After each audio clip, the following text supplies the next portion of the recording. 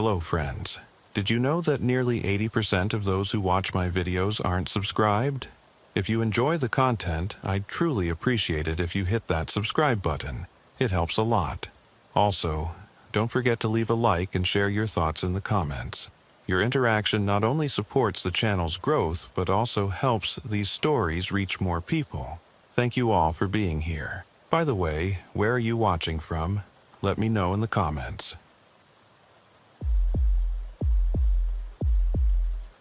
The radio crackled to life at 2:47 a.m., cutting through the humid August air that hung thick inside Unit 47 like a suffocating blanket. Officer Maya Chen had been nursing her third cup of coffee from Mel's all-night diner, the bitter liquid now lukewarm and leaving a metallic aftertaste that matched her mood. She'd been watching the empty streets of Riverside District through rain-streaked windshields for the past hour, counting the minutes until her shift would end at 7 a.m. 11 years on the force, 8 of them working graveyard shift, and she still felt that familiar knot in her stomach when dispatch broke the oppressive silence that settled over the city after midnight. It was 2:47 a.m. on a Tuesday night that felt more like Wednesday morning, and the streets were as empty as a tomb. Unit 47. We have a domestic disturbance call at 1247 Oakwood Drive. Neighbor reports screaming and loud banging around 2:30 a.m., requesting welfare check. Complainant is Mrs. Eleanor Vasquez at 1249 Oakwood Drive. States she heard what sounded like furniture being thrown and a woman screaming for help. Maya grabbed the radio, her coffee sloshing onto the dashboard and spreading across the worn vinyl in a dark stain that would remind her of this night for weeks to come. Unit 47, responding to 1247 Oakwood Drive. ETA 4 minutes. The dispatcher's voice crackled back through the static. Copy, Unit 47. Be advised, this is the third call to this address in the past 6 months. Previous calls were unfounded. No answer at the door, no signs of disturbance. Complainant has been persistent. Maya acknowledged and pulled away from the curb where she'd been parked outside the 24-hour laundromat on 5th Street, one of the few businesses that stayed open all night in this part of town. The fluorescent lights inside cast an eerie blue glow onto the empty sidewalk, illuminating nothing but scattered newspapers and the occasional rat scurrying between storm drains. She'd been dreading a call like this all night. Something about the oppressive heat, the way the streetlights seemed dimmer than usual, the complete absence of foot traffic even in the areas that usually had some activity at this hour. It was the kind of night that made veteran cops nervous, the kind that ended badly more often than not. Maya had learned to trust those instincts over the years. They'd kept her alive through more dangerous situations than she cared to remember. The drive to Oakwood Drive took her through the heart of Riverside District's transitional zone, where gentrification efforts had stalled halfway through, leaving a patchwork of renovated properties next to houses that hadn't seen maintenance in decades. At this hour, everything looked abandoned and forgotten. Porch lights were few and far between, and the ones that did work cast harsh shadows that seemed to move in her peripheral vision. She passed the 24-hour gas station on Morrison Avenue, where the clerk sat behind bulletproof glass reading a paperback novel under fluorescent lights that flickered intermittently. A lone customer pumped gas into a beat-up sedan, glancing nervously at Maya's patrol car as she drove by. These were the night people. Insomniacs, shift workers, people with nowhere else to go who found themselves wandering the streets when the rest of the world slept. Oakwood Drive sat in the transitional zone between the gentrified downtown core and the rougher neighborhoods that sprawled toward the industrial district. Modest ranch houses from the 1960s, most well-maintained, but showing their age in sagging gutters and cracked driveways. Maya had responded to calls on this street before, usually noise complaints, occasionally domestic disputes that ended with someone spending the night in county lockup. Nothing that had prepared her for what she was about to encounter. The house at 1247 stood dark against the streetlight's amber glow, surrounded by a chain-link fence that had seen better days. No porch light, no interior lights visible through the windows. Maya parked the cruiser at the curb and sat for a moment, studying the property with the methodical attention to detail that had become second nature after 8 years of graveyard shifts. The front yard was overgrown, newspapers scattered on the walkway like fallen leaves. Some of them looked weeks old, their headlines faded and illegible from repeated exposure to rain and humidity. The neighbor's house to the right showed a single upstairs window glowing warmly. Probably Mrs. Vasquez, the complainant, watching from behind her curtains. Maya stepped out into the thick air, adjusting her duty belt. The Glock felt heavier tonight, though she couldn't explain why. Training and experience had taught her to trust those instincts, the ones that whispered warnings when something felt off. She'd learned that the graveyard shift amplified those instincts, made you more sensitive to the subtle wrongness that normal people missed. The humidity was oppressive, the kind that made your uniform stick to your skin and left you feeling like you were breathing underwater. Even at nearly 3 a.m., the temperature hadn't dropped below 80 degrees, and the air hung motionless between the houses like a physical presence. Maya could smell the industrial area 2 miles away. Chemicals and burning metal, and something else she'd never been able to identify. The walkway to the front door was cracked concrete, weeds pushing through like desperate fingers, reaching toward what little light filtered down from the street lamps. Maya approached slowly, her flashlight beam dancing across the front of the house. Paint peeling around the window frames, a screen door hanging slightly askew on its hinges. She could see inside through the main door's window, darkness and shapes that might have been furniture. She knocked firmly on the main door, 3 solid raps that echoed in the still air. Police, welfare check. Silence. Not even the sound of movement inside. No television or radio, no footsteps or voices. Just the oppressive quiet that seemed to absorb sound rather than reflect it. Maya knocked again, harder this time, using the side of her fist. Police department, we received a call about a disturbance. Need to check on everyone's welfare. Still nothing. She tried the doorbell, but no chime sounded from inside. The button felt loose under her finger, like it hadn't been properly connected in years. Maya walked around to the side of the house, her flashlight revealing a narrow alley between this property and the next. No lights, no signs of life. The grass was tall enough to brush against her pants legs, and she could hear something small scurrying away from her footsteps. The backyard was accessible through a wooden gate that stood partially open, hanging on rusted hinges that looked like they'd given up trying to stay closed. Maya pushed it wider and stepped into the backyard, immediately noticing that the smell she'd detected from the street was stronger here. Something organic and wrong, like meat left too long in summer heat. She should wait for backup. Protocol dictated it, especially on domestic calls. Domestic disturbances were among the most dangerous calls police responded to. Emotions running high, people acting irrationally, weapons often involved. The statistics were sobering. More police officers were killed responding to domestic calls than any other type of incident. But something about the absolute silence, the way the house seemed to absorb sound rather than reflect it, made her push forward. Domestic violence calls were time-sensitive. If someone inside was hurt, bleeding, unconscious, every minute mattered. She'd seen too many situations where waiting for backup had cost lives. Maya keyed her radio as she approached the back door. Dispatch, Unit 47. I'm at 1247 Oakwood Drive. House appears empty, but I'm going to check the rear entrance. If you don't hear from me in 10 minutes, send backup. Copy, Unit 47. Unit 23 is available if needed. The backyard was small and unkempt, surrounded by a privacy fence that blocked most of the light from neighboring houses.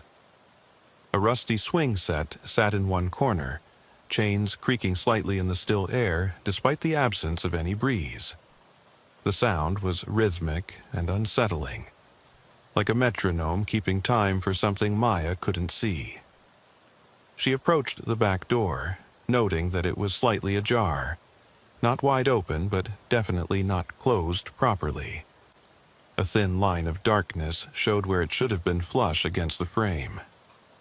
Maya tested the door handle with her flashlight hand. Unlocked. "Police," she called out. "The back door's open. I'm coming in to check on everyone's welfare." She pushed the door open with her flashlight hand, keeping her right hand free near her weapon. The hinges protested with a long, low squeal that seemed unnaturally loud in the silence. The smell hit her immediately, something organic and wrong, mixed with the stale air of a house that had been closed up too long. The beam of her flashlight revealed a kitchen frozen in the middle of what looked like meal preparation. A pot of something congealed sat on the stove, its contents now covered with a film of mold that suggested it had been sitting for days or weeks. Plates were set out on a small dining table, food still on them but in various stages of decay. Milk in an open carton on the counter had separated and soured, creating a chunky yellow mass that had started to overflow onto the linoleum. "Hello? Police department? Is anyone home?" Maya moved through the kitchen carefully, avoiding disturbing anything while documenting what she saw. This wasn't abandonment. Someone had been in the middle of preparing a family dinner when something had interrupted them. The stove was still turned on under the pot, though the contents had long since boiled away and burned to the bottom. She entered what appeared to be a living room, her flashlight beam sweeping across furniture that looked like it hadn't been disturbed in weeks. Magazines fanned perfectly on a coffee table, remote controls lined up precisely on an end table. But dust had begun to settle on everything, and that smell was getting stronger with each step she took deeper into the house. Maya keyed her radio. "Dispatch, Unit 47. I'm inside 1247 Oakwood Drive. Property appears abandoned, but there are signs of recent habitation. Kitchen shows evidence of interrupted meal preparation. Requesting backup for thorough welfare check. Copy, Unit 47. Unit 23 is en route. ETA 6 minutes. 6 minutes felt like 6 hours in the suffocating silence of the house. Maya continued her sweep, moving down a narrow hallway lined with family photos. She paused to examine them with her flashlight.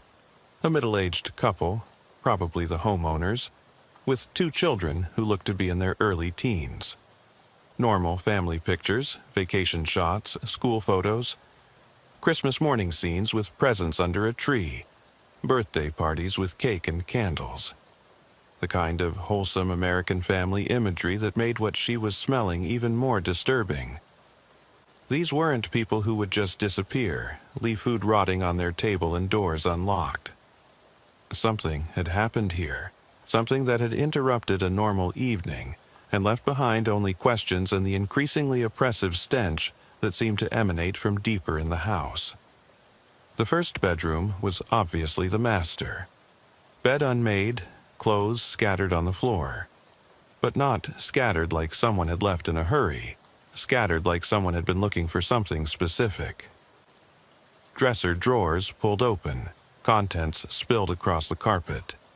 Jewelry box overturned. Papers from a home office desk spread across the bed. Maya's pulse quickened. This wasn't abandonment. This was a search. Someone had gone through this room methodically, looking for something valuable or important. The search had been thorough, but not violent. no furniture overturned, no obvious damage to the room itself. She moved to the closet, noting that several hangers were empty and clothes were missing from their usual spots. But not many clothes. Not like someone had packed for a long trip. Just select items. Things you might grab if you were leaving quickly, but trying not to attract attention. The second bedroom looked like it belonged to the teenage daughter. Pink walls, boy band posters, stuffed animals arranged on a perfectly made bed. Nothing disturbed here, which somehow made it more unsettling. If someone had searched the parents' room, why was this one untouched? Maya examined the desk and dresser. Everything in its place. Homework assignments stacked neatly, makeup and jewelry undisturbed. The third bedroom was clearly the son's. Sports equipment in one corner, video game posters on the walls, a computer setup that looked expensive and well-maintained. Like his sister's room, everything was neat and undisturbed. Maya was beginning to sense a pattern that made her stomach clench with dread. Someone had searched the parents' room but left the children's rooms alone. That suggested either that the searcher knew exactly what they were looking for and where to find it, or that something had interrupted the search before it could be completed. Neither possibility was encouraging. Maya checked the bathroom and found more evidence of interrupted routines. Toothbrushes in the holder, towels hanging on racks, medicine cabinet full of the usual family medications. But the shower was wet. Not just damp, but actually wet, as if someone had used it recently and the water hadn't had time to evaporate completely. She touched the shower walls with the back of her hand, still slightly warm. Someone had showered here within the last few hours, maybe even within the last hour. But the rest of the house suggested abandonment, stretching back days or weeks. Maya's radio crackled with Rodriguez's voice. Unit 47, Unit 23 is on scene. Where do you want me? Come in through the back door, Maya replied. House is unlocked and appears to have been searched. Still no sign of the residents, but something's not right here. She heard Rodriguez's footsteps on the back steps, then his voice calling out, "Police coming in through the back." His flashlight beam joined hers in the hallway. "Chen? You okay? You look like you've seen a ghost."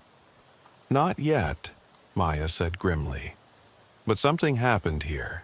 Parents' room has been searched, kids' rooms are undisturbed, and someone used the shower recently even though the kitchen shows signs of abandonment going back weeks." Rodriguez was a 5-year veteran, solid and reliable, but still green enough to show nervousness in situations like this. Maya could see him trying to process the conflicting evidence, signs of both recent activity and long-term abandonment in the same house. "We need to check the basement," Maya said, though every instinct was telling her she didn't want to see what was down there. They found the basement door in the kitchen, a wooden door that opened onto a steep set of stairs descending into darkness. The smell that had been present throughout the house was much stronger here, rising from below like a physical presence. Maya started down first, Rodriguez following with his own flashlight. The wooden stairs creaked ominously under their weight, and the temperature dropped noticeably as they descended. The basement was unfinished. Concrete walls exposed ceiling joists, a few bare light bulbs hanging from electrical conduit. And the smell was overwhelming now, a thick, cloying stench that made Maya's eyes water and forced her to breathe through her mouth. They found them arranged in a semicircle on the basement floor, the family from the photographs. All 4 of them. They were seated in chairs that had been brought down from upstairs, the kitchen chairs Maya had seen around the dining table, the parents in the center, children on either side. All of them bound with rope, all of them long dead. The state of decomposition suggested they'd been there for at least a week, possibly longer. Maya stumbled backward into Rodriguez, her training warring with the horror of what she was seeing. She'd seen bodies before, traffic accidents and overdoses and the occasional homicide. But nothing like this. Nothing so deliberately staged, so carefully arranged. This wasn't random violence. This was something planned, calculated, ritualistic. Jesus Christ, Rodriguez whispered, his voice shaking. What the hell happened here? Maya forced herself to look more closely, documenting details while fighting the urge to run back up the stairs and out of the house. The family had been positioned to face each other. Parents looking at their children, children forced to look at their parents. Even in death, there was something deeply psychological about the arrangement. The binding technique was consistent across all 4 victims. Professional-grade rope, tied with what looked like military or nautical knots. No signs of struggle that she could see, which suggested they'd been incapacitated before being restrained. The children appeared peaceful, almost like they were sleeping, but the parents' faces showed the horror of whatever they'd witnessed before they died. She keyed her radio with shaking hands. Dispatch Unit 47. I need detectives and the coroner at 1247 Oakwood Drive immediately. Multiple deceased appears to be homicide. 4 victims appears to be the entire family. Also requesting additional units to establish a perimeter. Copy. Unit 47. Are you safe? Do you need immediate backup? Maya looked around the basement, her flashlight revealing more details she wished she couldn't see. Plastic sheeting spread on the floor beneath the chairs to catch blood and other fluids. Tools arranged on a workbench with military precision. Rope, duct tape, what looked like medical instruments. This hadn't been a crime of passion. It had been methodical, organized, planned down to the smallest detail. We're safe for now, she radioed back. But dispatch, I think we're looking at a serial offender. This scene shows extensive planning and organization. The killer spent significant time here. As she waited for backup to arrive, Maya forced herself to document what she could see without disturbing the crime scene. The basement had been prepared for this. Plastic sheeting, tools, even a video camera mounted on a tripod in one corner, pointed at the chairs where the family had been arranged. The psychological cruelty was almost worse than the physical violence. The killer had wanted the family to see each other die, had arranged them so their last sight would be their loved ones suffering. And he'd recorded it all, probably for later viewing. Rodriguez had moved to the far corner of the basement, trying to control his nausea. How long do you think they've been here? He asked. Maya examined the bodies more closely, noting the stages of decomposition and the condition of their clothing. At least a week, maybe longer. But remember, someone used that shower recently. The killer's been coming back here. The implication hung in the air between them. Whoever had done this hadn't just killed the family and left. They'd been returning to the scene, possibly to watch the recording, possibly to revisit what they'd done. The house hadn't been abandoned. It had been converted into a shrine to murder. Within an hour, the quiet residential street had been transformed into a crime scene. Detective Lisa Park arrived with the forensics team, followed by the coroner's van and additional patrol units to establish a perimeter. Maya found herself standing in the front yard, watching the controlled chaos of a major crime scene investigation unfold. The entire block had been cordoned off, and residents of neighboring houses were being interviewed by patrol officers. Mrs. Vasquez, the neighbor who had made the complaint, was speaking with Detective Park near the patrol cars. Maya could see her gesturing toward the house, explaining what she'd heard and when. Detective Park approached Maya with a notepad after finishing with Mrs. Vasquez. Park was a 15-year veteran of the detective division, known for her methodical approach to crime scenes and her ability to see patterns that others missed. Officer Chen, I need you to walk me through exactly what you found and in what order. Take your time and be as detailed as possible." Maya took a deep breath, organizing her thoughts. The basement scene was still vivid in her mind, but she needed to present the information professionally, without letting her emotional reaction color the facts. Dispatch received a call about a domestic disturbance at 2:47 a.m. Neighbor reported screaming and banging around 2:30 a.m. When I arrived at approximately 2:51 a.m., the house was dark with no response to knocking on the front door. She continued her report, detailing the progression through the house, the signs of disturbance in the master bedroom, the untouched children's rooms, the evidence of recent shower use, and finally, the horror in the basement. Detective Park took notes, occasionally asking for clarification on timing or positioning. "The staging bothers me," Park said when Maya finished. "This level of organization, the ritualistic positioning, the video camera, we're not dealing with someone who kills impulsively. This person plans extensively, probably watches potential victims for weeks or months before acting." The forensics team worked through the night, photographing and documenting every detail of the scene. Maya remained on site, partly for her report, but mostly because leaving felt like abandoning the family she'd found. They deserved better than to be discovered and forgotten, reduced to case numbers and evidence tags. As dawn approached, painting the sky in shades of gray and pink, the neighborhood began to wake up. Curious residents gathered at the police perimeter, coffee cups in hand, trying to understand what had happened to the quiet family who had lived at 1247 Oakwood Drive. Detective Park found Maya sitting in her patrol car as the morning shift officers began arriving to relieve the graveyard shift. "We've identified the family," she said. "Robert and Susan Martinez, children Alex and Sophia. Robert worked at the automotive plant. Susan was a substitute teacher. Married 15 years, no criminal history, no indication of financial troubles or domestic issues." "Random selection?" Maya asked.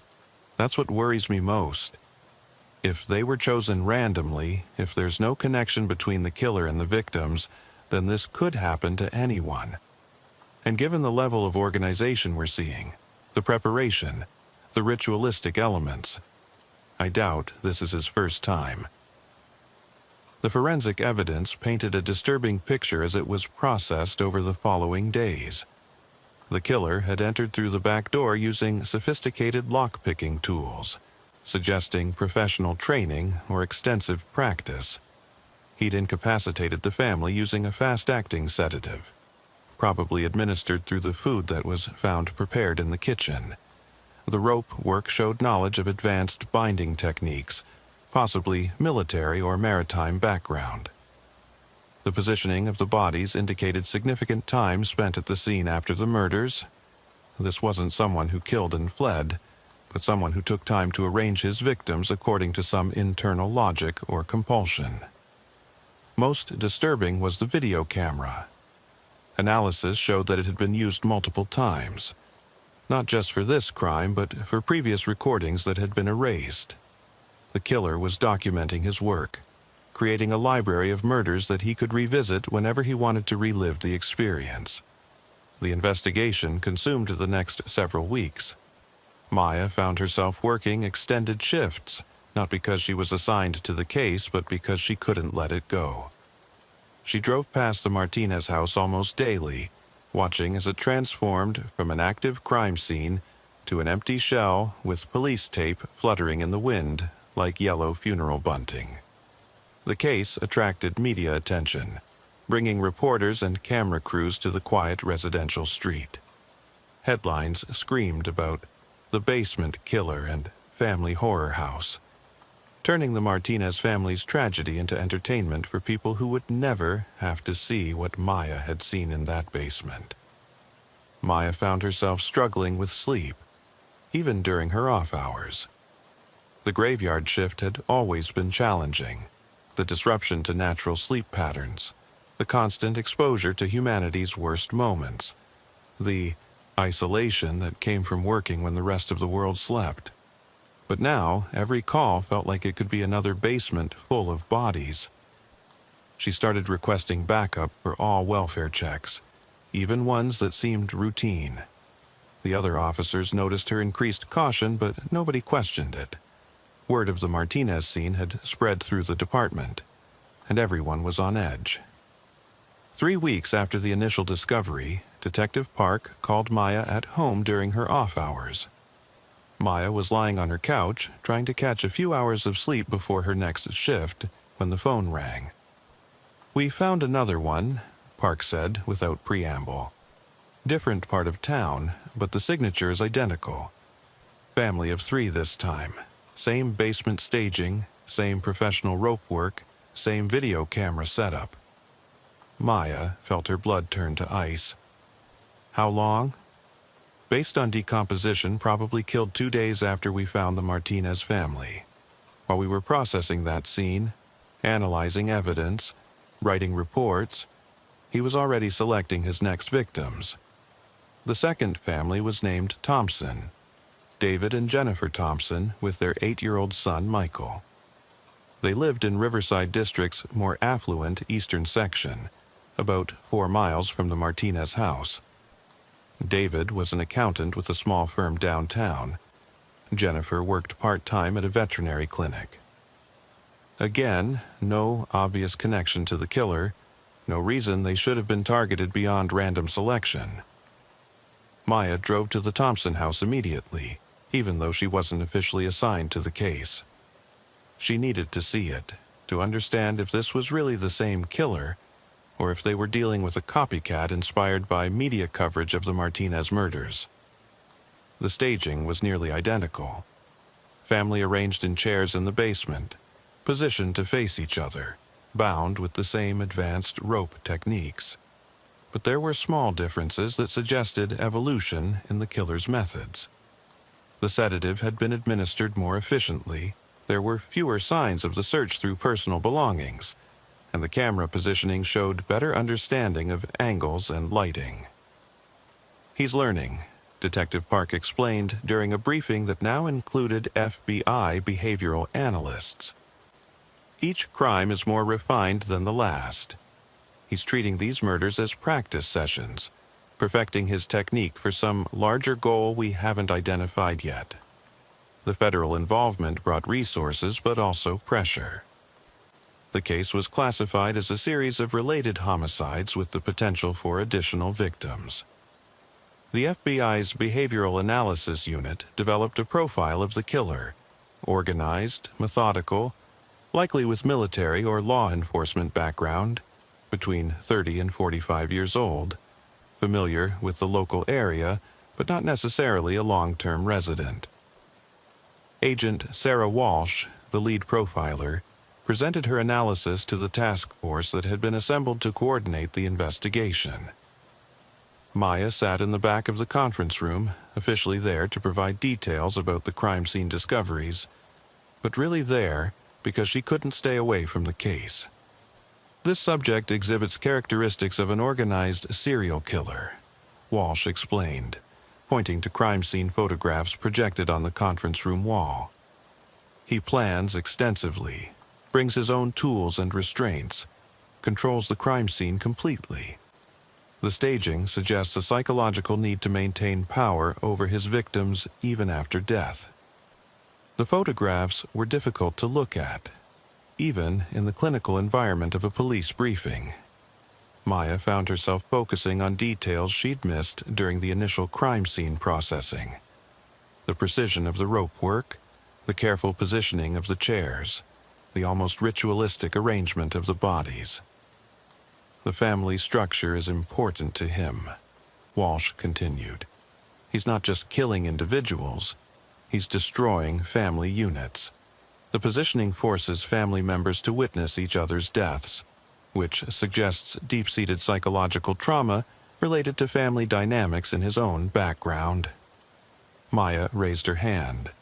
"Agent Walsh, what about the video recordings?" Are we dealing with someone who's documenting these crimes for sale, or is it personal gratification? Based on the camera positioning and the lack of any evidence that recordings have been distributed, I believe this is personal. He's creating a library of murders that he can revisit. This gives him ongoing psychological satisfaction from crimes that would otherwise be over once the victims are dead. The briefing continued for 2 hours, covering every aspect of the crimes and the investigation. Maya learned that similar cases had been reported in other jurisdictions, not identical, but showing enough commonalities to suggest the same killer might have been active elsewhere before coming to their city. A database search had turned up 3 unsolved cases in nearby counties over the past 18 months. All involved families killed in their homes. All showed signs of extensive planning and organization. All had been staged in ways that suggested the same psychological profile. If these were connected, they were dealing with someone who had been killing for much longer than anyone had initially suspected. Maya left the briefing feeling both more informed and more disturbed. The scope of the investigation was expanding, but the killer remained completely unknown. Despite forensic evidence, behavioral analysis, and extensive canvassing of both crime scenes, they had no suspects and no clear direction for the investigation. She drove home through the early morning traffic, past commuters heading to normal jobs where the worst thing they might encounter was a difficult customer or a missed deadline.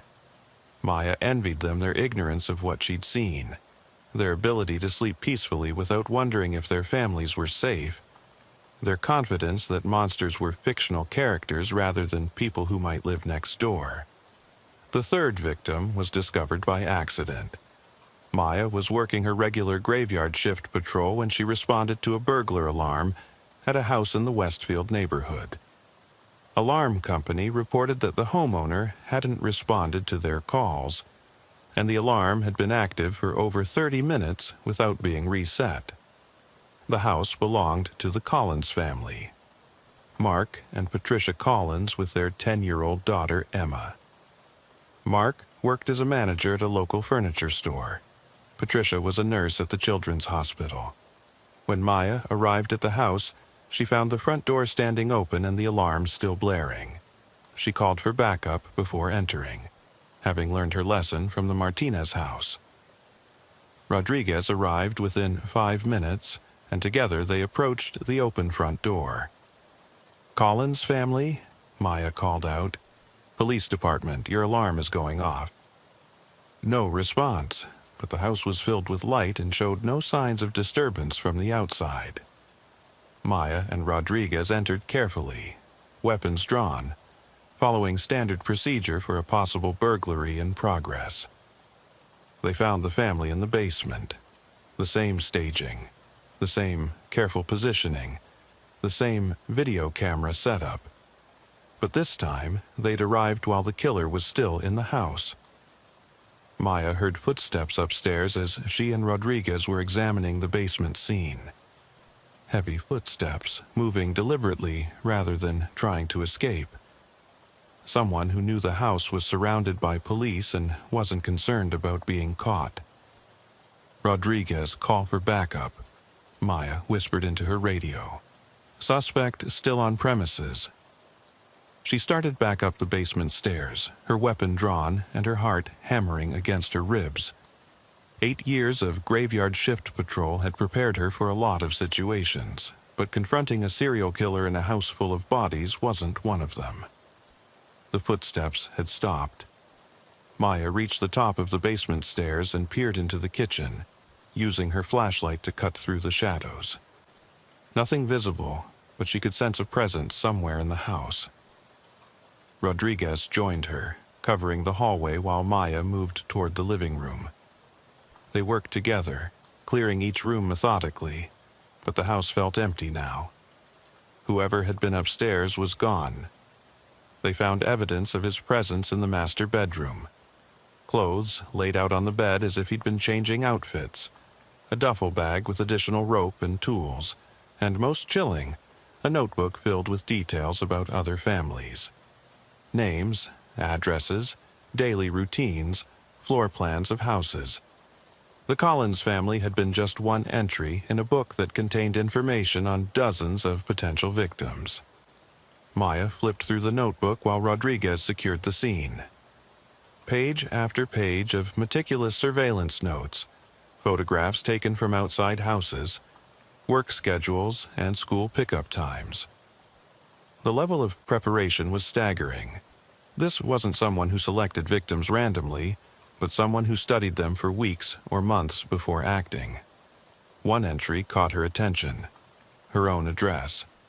Her name, her work schedule, details about her apartment building and the times she typically came and went. The killer had been watching her, probably since she'd discovered the Martinez family. Maya felt a chill that had nothing to do with the air conditioning. "Rodriguez," she called out.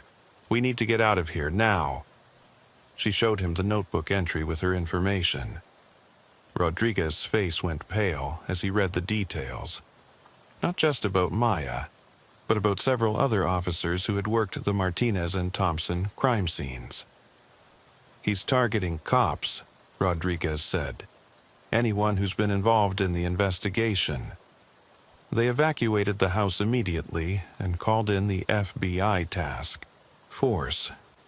Agent Walsh arrived within an hour, bringing a full forensics team and additional security for all personnel who had worked on the case.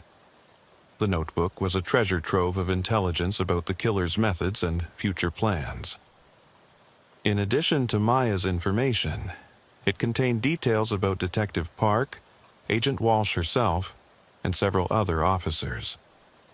The killer wasn't just documenting his crimes. He was planning to eliminate anyone who might be able to stop him. "This changes everything," Walsh explained during an emergency briefing. "We're not just hunting a killer, we're being hunted by him. Everyone involved in this investigation is now a potential target." Maya was assigned protective detail and moved to a safe house until the killer could be apprehended. She found herself sharing a cramped apartment with Detective Park and two other officers, all of them under 24-hour protection while the investigation continued. The safe house was in a nondescript suburban neighborhood, the kind of place where nothing interesting ever happened and neighbors minded their own business. Maya felt like a prisoner, unable to work her regular shift, unable to go home, unable to do anything except wait while other officers tried to solve a case she'd started by walking into the Martinez house. The breakthrough came from forensic analysis of the notebook. The paper was traced to a specific manufacturer, the ink to a particular brand of pen, and most importantly, fingerprints were found on several pages. The killer had been careful about evidence at the crime scenes, but he'd been careless with his planning materials. The fingerprints matched someone already in the system: Derek Morrison, a corrections officer at the county jail who had been on duty during the booking of several suspects from previous crime scenes. Morrison had access to police procedures, familiarity with investigation techniques, and most importantly, he'd been present when evidence from the Martinez and Thompson cases had been discussed in the jail. Maya knew Morrison by reputation rather than personal interaction. He worked day shift at the jail, had been employed there for 12 years, and had a reputation for being thorough and professional. His personnel file showed no disciplinary actions, solid performance reviews, and commendations for preventing several escape attempts and maintaining order during difficult situations. But when Detective Park ran Morrison's work schedule against the timeline of the murders, a disturbing pattern emerged. He'd requested time off during the estimated periods for all three killings, claiming family emergencies or personal illness. His tactical boots were the exact brand and model that had left prints at the Thompson house. And most damning, he'd been present in the jail when suspects from all three crime scenes had been processed, giving him access to details about the investigation that hadn't been released to the public. The surveillance began immediately: Morrison's apartment, his vehicle, his off-duty activities. The FBI behavioral analyst predicted that if Morrison was their killer, he wouldn't be able to resist continuing his surveillance of potential victims or returning to previous crime scenes. They were right. On a Thursday night, just 5 days after the Collins family had been discovered, surveillance teams spotted Morrison's personal vehicle parked outside Maya's apartment building. He'd been there for over 3 hours, using binoculars to observe the building and taking notes in another notebook. Maya watched the surveillance footage from the safe house, feeling violated and angry. Morrison had been studying her home, learning her routines, planning what he would do to her when he finally made his move. "We can't let him continue," Maya said to Agent Walsh. "He's escalating. The families were practiced, but now he's targeting law enforcement. He won't stop until we stop him." Walsh nodded grimly. "We're setting up a controlled operation. Morrison doesn't know we've identified him yet, so we're going to use that advantage. We'll let him think he's hunting you while we're actually hunting him." The plan was risky, but necessary. Maya would return to her regular graveyard shift patrol, but with extensive backup and surveillance. Morrison would be allowed to continue his stalking behavior until he made a move that would give them grounds for arrest and enough evidence to ensure conviction. Maya felt exposed and vulnerable during her first night back on patrol. Every shadow seemed to hide Morrison's presence. Every radio call could be him trying to lure her into an ambush. But she was also angry, and that anger gave her focus. This monster had killed 3 families, terrorized an entire city, and made her afraid in her own home. It was time to end it. The bait worked faster than anyone expected. 2 nights after Maya returned to patrol, Morrison made contact. Her radio crackled with a call that wasn't from dispatch, a voice she didn't recognize, speaking calmly and deliberately. "Unit 47, this is your friend from Oakwood Drive. I think it's time we met in person." Maya's blood ran cold, but her training kicked in. She keyed her radio to respond while simultaneously triggering the panic button that would alert the surveillance team. "I don't know who this is, but you're on a police frequency. Identify yourself immediately." Morrison's voice came back, still calm and controlled. "Officer Chen, you know exactly who this is. You've been in my work, seen my art. I think you appreciate the craftsmanship, the attention to detail. Most people don't understand, but I think you might." Agent Walsh's voice crackled through Maya's earpiece. The surveillance team was using a different frequency to coordinate without Morrison overhearing. "Maya, we're tracking the transmission. He's mobile, probably using a police scanner to monitor your frequency. Keep him talking." Maya took a deep breath, trying to keep her voice steady. "Morrison, I know you're listening. If you want to talk, let's do it properly. Come to the station, we'll sit down and discuss this like professionals." Morrison laughed, a sound that made Maya's skin crawl. "Oh, I don't think so. Too many people, too much noise. I prefer intimate settings, private conversations, like the ones I had with the Martinez family and the Thompsons and the Collins family." "Why them?" Maya asked, genuinely wanting to understand.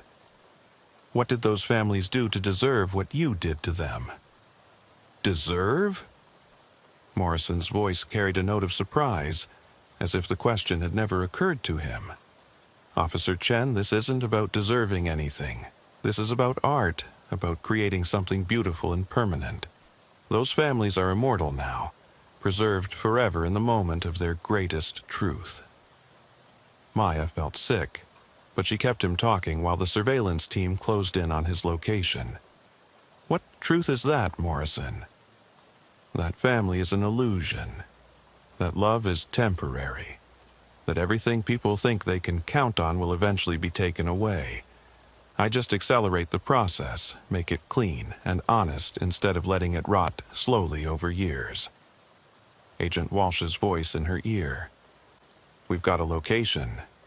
He's in the industrial district near the old Morrison foundry. Units are moving to intercept, but he's mobile. Stay on the radio with him. Maya continued the conversation, trying to keep Morrison from realizing he was being tracked. And the video recordings? What are those for? Documentation. Proof that I was right about them. You should see how quickly love disappears when real fear sets in. How fast parents will beg for their own lives while their children watch. It's educational. Maya's anger flared, but she forced herself to stay calm. What about me, Morrison? What truth do you think you'll find? Oh, you're different, Officer Chen. You're not family, you're competition. You've seen my work, studied it, maybe even admired it a little bit, but you're trying to stop me and that can't be allowed. You're not art, you're just business. The radio went silent. Morrison had either turned off his equipment or figured out that he was being tracked. Maya sat in her patrol car, hands shaking slightly, waiting for updates from the surveillance team. Agent Walsh's voice crackled through her earpiece. We lost him. His vehicle was found abandoned near the foundry, but he's on foot now. All units are searching the area, but he could be anywhere. Maya looked around at the empty streets of her patrol sector. Morrison knew these streets as well as she did, probably better. He'd been watching, learning, preparing for this moment. And now he was out there somewhere, hunting her, while she sat exposed in a patrol car under streetlights that seemed dimmer than usual. Her radio crackled again, but this time it was dispatch with a routine call. Unit 47, we have a report of suspicious activity at 1247 Oakwood Drive. Neighbor reports seeing lights in the abandoned house. Maya's heart stopped. The Martinez house. Morrison was going back to where it all started. Dispatch, Unit 47 responding. Be advised this location is connected to an ongoing investigation. I'll need backup before entering the premises. But even as she said it, Maya knew she couldn't wait for backup. Morrison was at the Martinez house for a reason, probably setting up an ambush or preparing for one final act of violence. Every minute she delayed gave him more time to prepare. She drove to Oakwood Drive with her emergency lights off, approaching the house from the opposite direction than she had on that first night weeks ago. The street looked different now. Media attention had brought curious visitors, and the house had become a morbid tourist attraction. But at 3:30 a.m., it was as empty and silent as it had been during her original welfare check. The house at 1247 looked exactly as it had when the crime scene had been released. Windows boarded up, yellow police tape still clinging to the porch railing, yard overgrown and neglected. But there was a faint light visible through one of the boarded windows, confirming the neighbor's report. Maya parked 3 blocks away and approached on foot, using the same route she'd taken during her original investigation. The back gate was open again, creaking in the slight breeze that had picked up since midnight. The smell was gone. The bodies had been removed and the house professionally cleaned, but Maya's memory supplied the stench anyway. The back door was ajar, just as it had been on that first night. But this time, Maya knew what she was walking into. She keyed her radio quietly. Dispatch. Unit 47 is at 1247 Oakwood Drive. Suspect vehicle is not visible, but there are lights inside the house. I'm going to attempt visual confirmation before entering. Agent Walsh's voice came through her earpiece. Maya, do not enter that house alone. We're 5 minutes out, just wait for backup. But Maya could see Morrison through the kitchen window. He was in the basement again, moving around with a flashlight, arranging something she couldn't quite make out. He'd come back to the scene of his first crime, the place where Maya had discovered his work and started the investigation that led to his identification. She entered through the back door, moving as quietly as possible across the kitchen floor. The house felt different now. Not just empty, but hollow, like all the life had been drained out of it permanently. Maya could hear Morrison moving around in the basement, talking to himself in a low voice she couldn't quite understand. At the top of the basement stairs, she paused to listen. Morrison was speaking more clearly now, and Maya realized he was talking to the chairs, the same chairs where the Martinez family had died. "I brought her back," he was saying. "The one who found you first. She understood what I was trying to show everyone. She saw the truth in what happened here." Maya started down the basement stairs, her weapon drawn and her flashlight off to avoid giving away her position. The stairs creaked under her weight, but Morrison was too absorbed in his monologue to notice. "Family is an illusion," Morrison continued. "Love is temporary, but art is forever.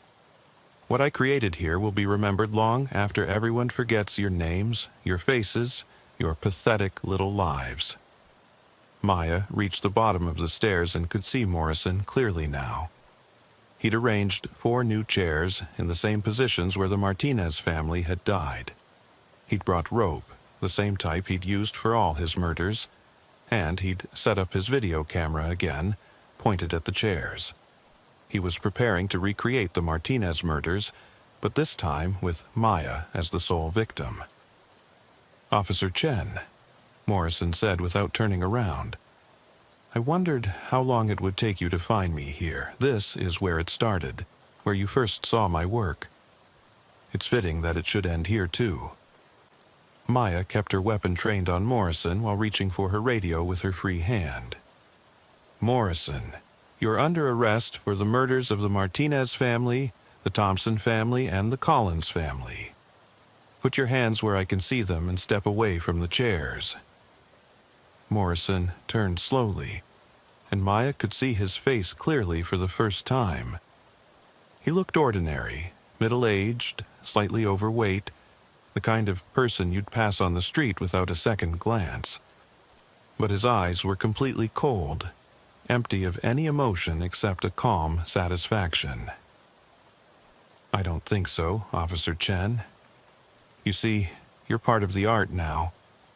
The police officer who discovered my first masterpiece, come back to become part of the final installation. It's poetic, really."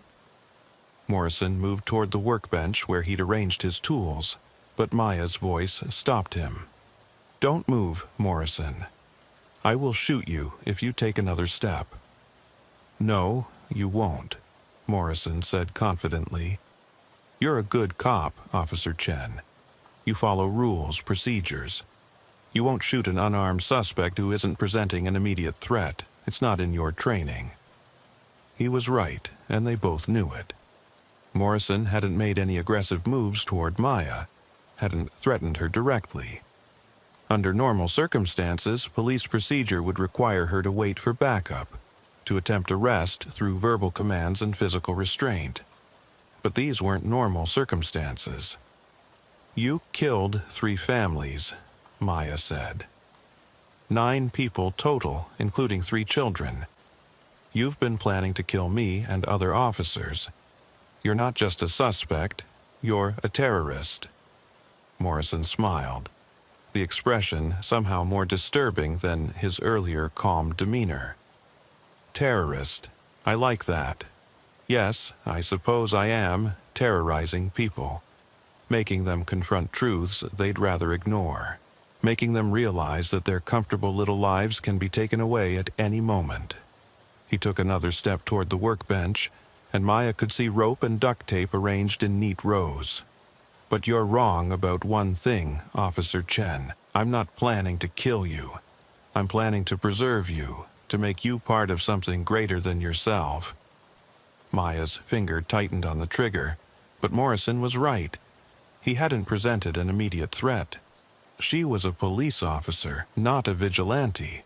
She had to follow procedure even when dealing with a monster. Step away from the bench, Morrison. Put your hands behind your head and get on your knees.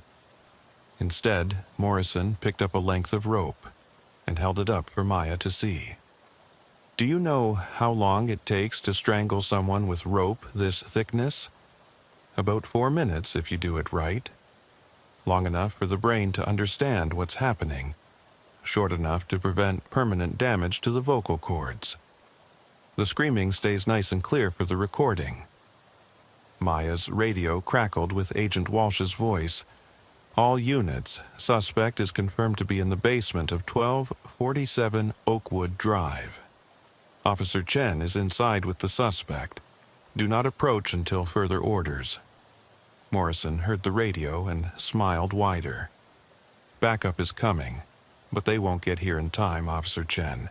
They'll find you arranged in those chairs, along with a recording of our conversation. Evidence that you came here alone, against orders, and got yourself killed by underestimating me. He took another step toward Maya, the rope still in his hands. You can shoot me now, but then you'll never understand why I did what I did. You'll never know the truth about those families, about what they really were underneath all their pretense and lies. Maya kept her weapon trained on Morrison while keying her radio. Dispatch, Unit 47 has the suspect in custody in the basement of 1247 Oakwood Drive. Suspect is armed with rope and making threats. I need immediate backup. Morrison laughed. Armed with rope? Officer Chen, that's not going to justify shooting me. Rope isn't a deadly weapon unless I'm actually using it to attack you. And I'm not attacking you. I'm just talking. Just sharing my philosophy about families and truth in art. He was right again, and Maya felt trapped by the very procedures that were supposed to protect both officers and suspects. Morrison understood the system well enough to manipulate it, to put her in a position where she couldn't act until it was too late. Tell me about the families, Maya said, trying to keep Morrison talking while backup arrived. What truth did you think you were revealing? Morrison's eyes lit up with enthusiasm, like a teacher who had finally found an interested student. The Martinez family. Perfect suburban family, right? Robert worked hard. Susan took care of the kids. Everyone loved each other. But did you know Robert was having an affair? That Susan knew about it and was planning to leave him? That their perfect family was already dead? They just hadn't admitted it yet? Maya kept her weapon steady while processing this information. How do you know that? I watched them for months before I acted. I saw Robert sneaking around, saw Susan crying when she thought no one was looking, saw the kids picking up on their parents' tension. That family was a lie, Officer Chen. I just made the lie visible. What about the Thompson family? Morrison moved closer to the chairs, still carrying the rope. David Thompson was embezzling money from his accounting firm. Jennifer knew about it, was helping him hide it. They were planning to disappear, abandon their son, and start new lives somewhere else. Some family, right? I saved that little boy from being abandoned by showing him what his parents really were. Maya felt sick, but she kept Morrison talking. And the Collins family? Mark Collins was abusing his daughter. Patricia knew and did nothing because she was afraid of losing her comfortable life. They were all keeping secrets, all pretending to be something they weren't. I gave them honesty, Officer Chen. I made them face the truth about themselves before they died. Maya realized what Morrison was doing. He was justifying his murders by revealing the victims' secrets, their human flaws and failures. In his twisted mind, killing them was an act of righteousness, exposing hypocrisy and forcing people to confront uncomfortable truths. Those were still human beings, Maya said. Whatever problems they had, whatever mistakes they made, they didn't deserve to die for them.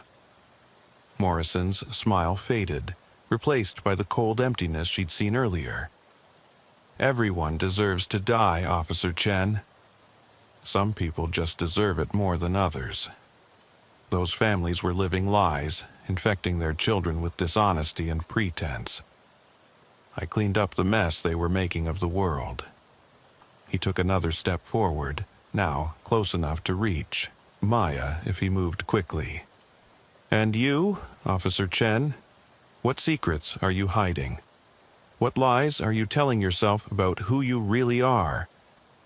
Maya's backup chose that moment to announce their arrival, voices calling from upstairs as multiple officers entered the house. Morrison's head snapped toward the basement stairs, and Maya saw her opportunity. "Derek Morrison, you're under arrest," she said firmly. "Drop the rope and put your hands behind your head." Morrison looked back at Maya, then at the chairs he'd arranged, then at the video camera he'd positioned to record whatever he'd planned to do. For a moment, Maya thought he might surrender, accept that his killing spree was over. Instead, he lunged toward her with the rope.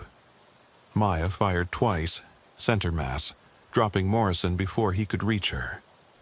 He fell backward into one of the chairs he'd arranged, the rope still clutched in his hands, blood spreading across the plastic sheeting he'd laid out for his final victim. Agent Walsh and Detective Park reached the basement first, weapons drawn, assessing the scene quickly and professionally. Morrison was unconscious but still breathing, and Maya was standing over him with her weapon still trained on his motionless form. "Officer Chen, are you injured?" Agent Walsh asked. Maya shook her head, though she felt like she'd been hit by a truck. "He's alive. He confessed to all 3 murders, gave the details about the family's personal lives. He's been watching them for months before killing them." Detective Park was examining Morrison's arranged chairs and video camera setup. "He was planning to recreate the Martinez murders with you as the victim. This whole scene is identical to what we found here originally." Paramedics arrived and began working on Morrison, who had regained consciousness but was in critical condition from the gunshot wounds. As they loaded him onto a stretcher, he looked directly at Maya. "You'll never understand," he whispered through the oxygen mask they'd placed over his face. "You'll never see the beauty in what I created.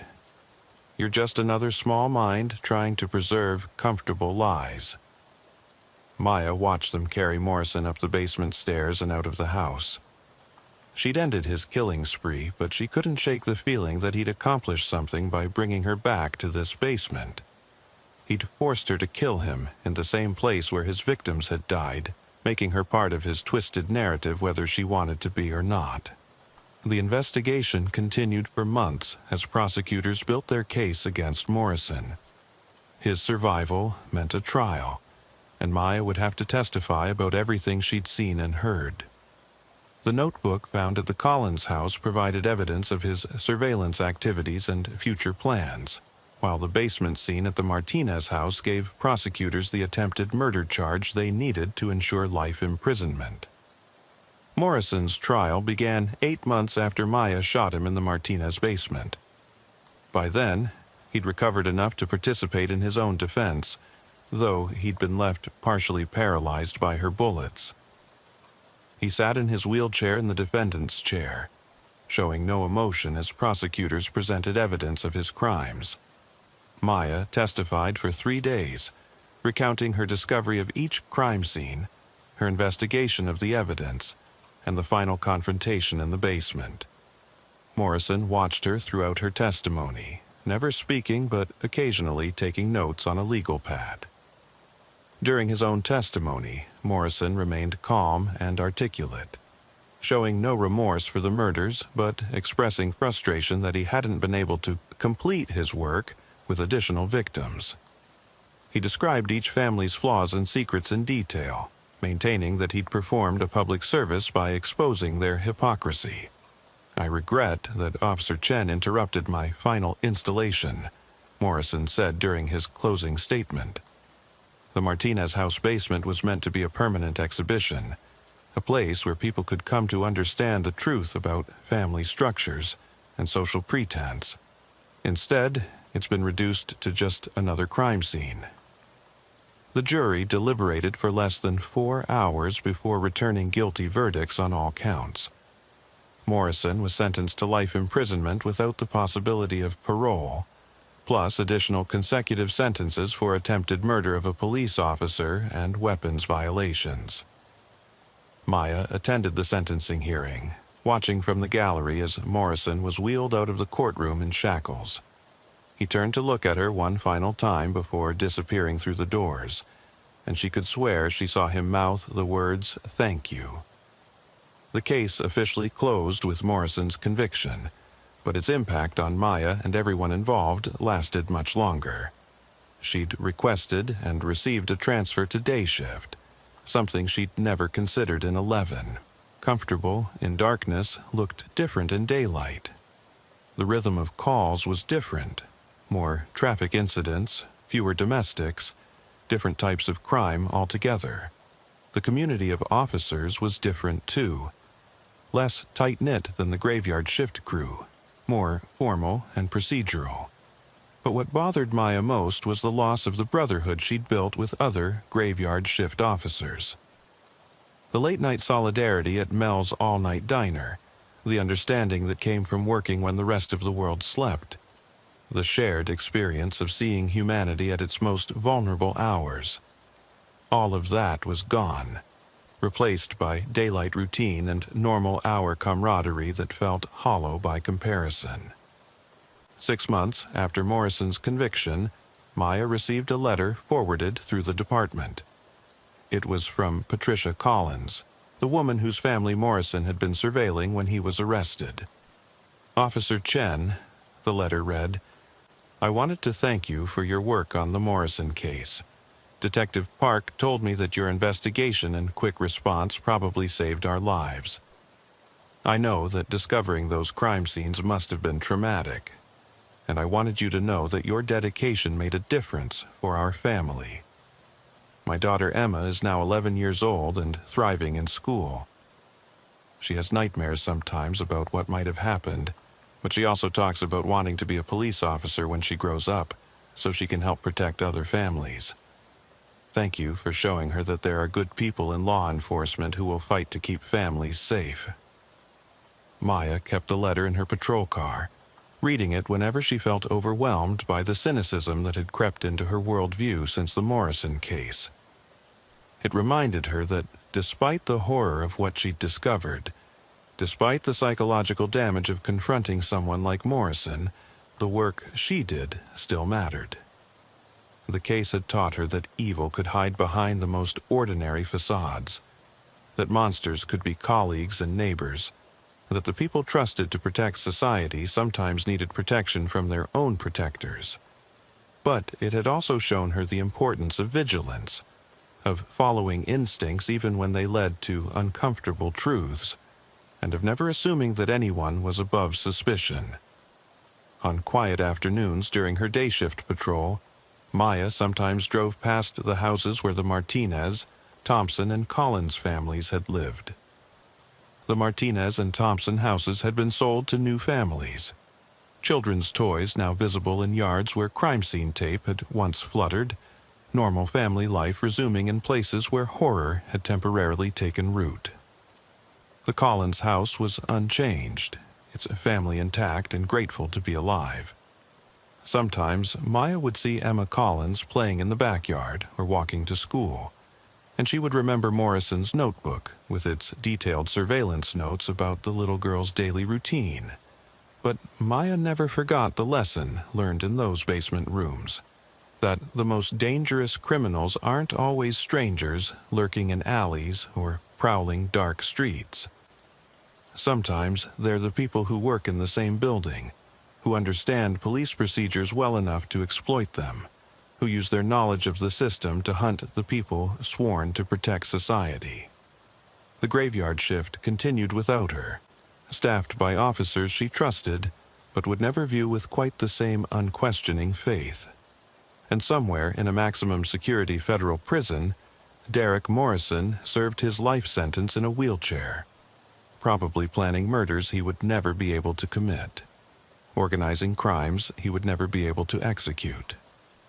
Maya had moved on to day shift, but the shadows of those basement crime scenes followed her. A permanent reminder that in police work, the most important investigations are sometimes the ones that force you to question everything you thought you knew about the people around you. The Morrison case had closed with his conviction, but its impact on everyone involved would last much longer. It changed how Maya approached her work, how she interacted with colleagues, how she evaluated threats and assessed danger. Most importantly, it reinforced her commitment to the victims, the Martinez family, the Thompson family, and the Collins family, who had been spared only by careful police work, good instincts, and a willingness to act when action was required. In the end, that's what police work had always been about, standing between ordinary families and the darkness that threatened to consume them. Maya had learned that sometimes that darkness came from unexpected sources, wore familiar faces, and hid behind badges and uniforms. But the commitment to protection remained the same. Whether working nights or days in uniform or plainclothes, the job was still about keeping the monsters at bay, even when those monsters looked just like everyone else. Officer Sarah Kowalski had been working graveyard shifts for 12 years, but she'd never gotten used to the way the city transformed after midnight. During daylight hours, metropolitan areas buzzed with legitimate commerce, families going about their daily routines, the normal rhythms of civilized society. But when darkness fell and most decent people locked their doors and went to sleep, a different world emerged from the shadows. The predators came out at night. It was 1:23 a.m. on October 15, 2023, when Sarah received the call that would change everything she thought she knew about the human trafficking operations in her city. She was sitting in Unit 52 outside Mickey's 24-hour diner on Industrial Boulevard, nursing her fourth cup of coffee and watching the empty streets for any sign of unusual activity. The radio crackled with dispatch's voice, cutting through the oppressive silence that had settled over her patrol sector like a burial shroud. Unit 52, we have a suspicious vehicle report at the old Riverside Motel on Highway 9. Caller reports seeing multiple individuals being moved from vehicles to motel rooms under what appeared to be coercive circumstances. Sarah felt her pulse quicken as she acknowledged the call and started her engine. The Riverside Motel had been on the department's radar for months as a possible location for illegal activities, but they'd never been able to develop enough evidence for a search warrant. The motel sat on the edge of the city limits, technically within their jurisdiction, but isolated enough that whatever happened there rarely attracted attention from law-abiding citizens. She'd driven past the Riverside dozens of times during her graveyard shifts, noting the unusual patterns of activity that seemed to peak between midnight and dawn. Cars with out-of-state license plates arriving at odd hours. Rooms that stayed occupied for days but showed no signs of normal motel guest activity. Windows that remained covered with heavy curtains even during daylight hours. But tonight would be different. Tonight, someone had finally called in a complaint specific enough to justify a welfare check. Sarah drove through the empty streets toward Highway 9, her emergency lights off, but her senses heightened to maximum alertness. 12 years of graveyard shift patrol had taught her to trust her instincts about when situations were more dangerous than they appeared on the surface. Something about this call felt different from the routine suspicious activity reports she handled most nights. The Riverside Motel had been built sometime in the 1960s, a single-story strip of 20 rooms arranged in an L shape around a parking lot that had seen better decades. During daylight hours, it looked merely shabby and outdated. But at night, under the flickering neon sign that advertised vacancy in letters that had been missing bulbs for years, It took on a more sinister appearance. Sarah parked her patrol car at the entrance to the parking lot and studied the motel for several minutes before approaching. She could see lights in approximately half of the rooms, but the curtains were drawn tight enough that she couldn't determine how many people might be inside or what they were doing. 3 vehicles were parked in front of occupied rooms: a white panel van with no windows, a dark sedan with tinted windows, and a pickup truck that looked like it had been driven hard for many miles. All 3 vehicles had license plates from different states, which was unusual for a motel in their city that typically catered to local guests seeking hourly rates rather than overnight accommodations. Sarah keyed her radio. "Dispatch, Unit 52 is on scene at the Riverside Motel. I count 3 vehicles and multiple occupied rooms. Requesting backup before I make contact with any occupants." "Copy. Unit 52. Unit 31 is en route. ETA 8 minutes. 8 minutes felt like an eternity when Sarah was looking at a situation that could involve human trafficking. If people were being held against their will in those motel rooms, every minute of delay could mean additional suffering, or the possibility that victims would be moved to another location before police could intervene. But protocol existed for good reasons, especially when dealing with situations that could involve organized criminal operations. Human traffickers were typically well-armed, desperate, and willing to use extreme violence to protect their operations. A single patrol officer approaching alone would be at a significant disadvantage if the situation turned hostile. Sarah remained in her patrol car and continued her observation of the motel, documenting everything she could see while waiting for backup. The white panel van particularly concerned her. It was the type of vehicle commonly used for transporting multiple people who couldn't or wouldn't travel voluntarily. At 1:47 a.m., she observed movement between 2 of the occupied rooms. A large man in dark clothing emerged from room 7 and walked quickly to room 12, knocking on the door in what appeared to be a coded pattern. The door opened immediately, suggesting that someone had been watching for his arrival. The man disappeared into room 12 for approximately 3 minutes, then emerged and returned to room 7 using the same quick, furtive movements. Sarah noted that he appeared to be carrying something small in his hands, possibly money, drugs, or documents, but she couldn't determine exactly what from her position in the parking lot. Unit 31 arrived at 1:51 a.m., driven by Officer Mike Chen, a 7-year veteran who had worked with Sarah on several complex cases during their overlapping graveyard shifts. Chen parked his patrol car next to Sarah's and approached her driver's window. "What have we got?" Chen asked quietly. Sarah briefed him on her observations, including the suspicious vehicle activity and the movement between rooms she'd witnessed. Chen studied the motel layout and the positioning of the vehicles, his expression growing more serious as he processed the information. "This has all the hallmarks of a trafficking operation," Chen said. "Multiple rooms, out-of-state vehicles, people moving between locations in coordinated patterns. We need to approach this very carefully." Sarah agreed, but she was also conscious of the possibility that victims might be suffering while they developed their tactical approach. "Mike, what if there are people in those rooms who need immediate help? What if we're looking at a time-sensitive situation where delay could cost lives?" Chen considered this carefully. "Let's do a preliminary welfare check on one of the rooms, just to assess the situation. If we encounter evidence of trafficking or people in immediate danger, we call for specialized units and treat it as a major operation. If it turns out to be legitimate motel guests, we apologize for the disturbance and move on." They decided to approach room 7, where Sarah had observed the man in dark clothing. It was positioned at the corner of the L-shaped building, which would give them better visibility of the entire motel complex and multiple escape routes if the situation became dangerous.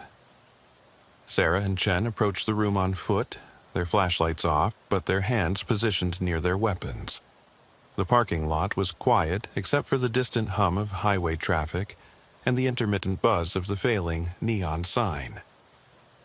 Sarah knocked on the door of room 7, using the standard police approach, firm but not aggressive, loud enough to be heard inside, but not so loud as to alert occupants of other rooms. "Police, we'd like to speak with you about a noise complaint."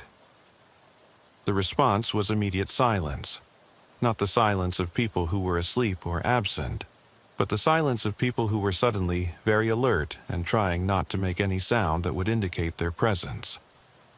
Sarah knocked again, harder this time. "Police, we know you're in there. We just need to speak with you for a few minutes." This time, she could hear hushed voices inside the room, speaking in what sounded like a foreign language. The voices sounded stressed, possibly frightened, and there were more of them than would be expected for typical motel guests. Chen positioned himself to one side of the door while Sarah continued trying to make contact with whoever was inside. "This is Officer Kowalski with the city police. We're not here to cause trouble, but we need to check on everyone's welfare. Please open the door." The door opened approximately 3 inches, held by a security chain, and Sarah could see part of a man's face through the gap. He appeared to be middle-aged, with dark hair and clothing, and his visible eye showed the kind of wariness that came from extensive experience with law enforcement.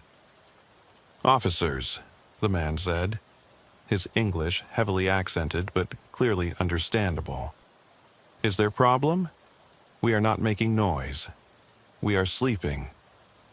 Sarah could see enough of the room's interior to note that there were definitely multiple people inside, and the space looked more crowded than would be normal for paying motel guests. She could also detect an odd smell coming from the room. Not drugs or alcohol, but something organic and unpleasant that suggested poor sanitation or too many people in too small a space. "Sir, we received a complaint about suspicious activity in this area.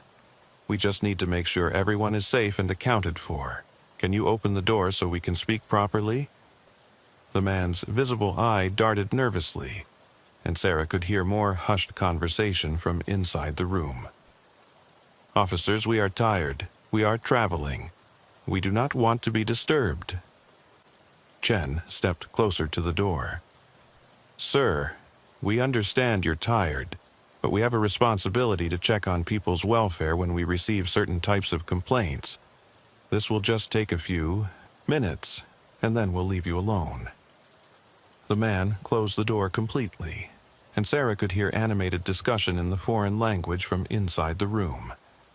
The conversation sounded heated, with multiple voices contributing opinions or concerns. Sarah keyed her radio quietly. "Dispatch, Unit 52 and Unit 31 are at the Riverside Motel. We have a room with multiple occupants who are reluctant to cooperate with a welfare check. The situation feels suspicious, but we don't have grounds for forced entry at this time." "Copy, Units 52 and 31. Do you need additional backup?" Sarah looked at Chen, who nodded grimly. "Dispatch, yes. Send at least 2 more units and have them stage at the highway entrance. Also, can you run the license plates on the vehicles in the parking lot? We have a white panel van, dark sedan, and pickup truck, all with out-of-state plates." While they waited for backup and the license plate information, Sarah and Chen maintained their position outside room 7. The conversation inside had quieted, but they could still hear movement and occasional whispered exchanges. At 2:08 a.m., Sarah's radio crackled with information from dispatch. "Unit 52, we have results on those license plates. The white panel van is registered to a corporation in Nevada that appears to be defunct. The sedan is registered to an individual in Texas who reported it stolen 3 weeks ago. The pickup truck registration comes back to a man in Oklahoma who has multiple arrests for human trafficking and forced labor violations. Sarah felt her stomach clench as the pieces began falling into place. This wasn't just suspicious activity. They were looking at an active human trafficking operation, possibly involving forced labor or sexual exploitation. The reluctance of the room occupants to cooperate with police suddenly made sense in a much darker context. Chen keyed his radio. "Dispatch, based on the license plate information and the occupant's behavior, we believe we're looking at a possible human trafficking situation. Request immediate response from specialized units and a supervisor. Copy, Unit 31.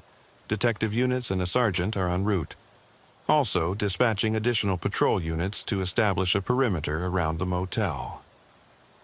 Sarah realized that what had started as a routine suspicious activity call was escalating into a major operation that could involve dozens of victims and multiple criminal suspects. But with that realization came the weight of responsibility. If there were people being held against their will in those motel rooms, the next few hours would determine whether they gained their freedom or disappeared forever into the criminal underworld. The door to room 7 opened again, this time without the security chain. The same man appeared, but now Sarah could see that he was accompanied by 2 other men and at least 3 women. All of them looked exhausted, frightened, and underfed. "Officers," the man said, "we will cooperate. But please, we are afraid. We do not want trouble." Sarah studied the group visible in the doorway, noting details that supported her growing suspicions about their situation. The women appeared to be much younger than the men, possibly teenagers. Their clothing was mismatched and appeared to have been worn for several days without washing. Most significantly, they all showed the same expression of fearful resignation that Sarah had learned to recognize in victims of human trafficking. "Sir, can you step outside so we can talk privately?" Sarah asked the man who appeared to be the spokesman for the group. The man looked back at the others, then stepped outside and closed the door behind him. In the harsh light from the motel's security fixtures, Sarah could see that he was older than she'd initially estimated, probably in his 50s, with calloused hands and the weathered appearance of someone who had spent years doing manual labor. "What's your name?" Sarah asked. "Miguel," the man replied. "Miguel Santos." "Miguel, are you and the people in that room here voluntarily?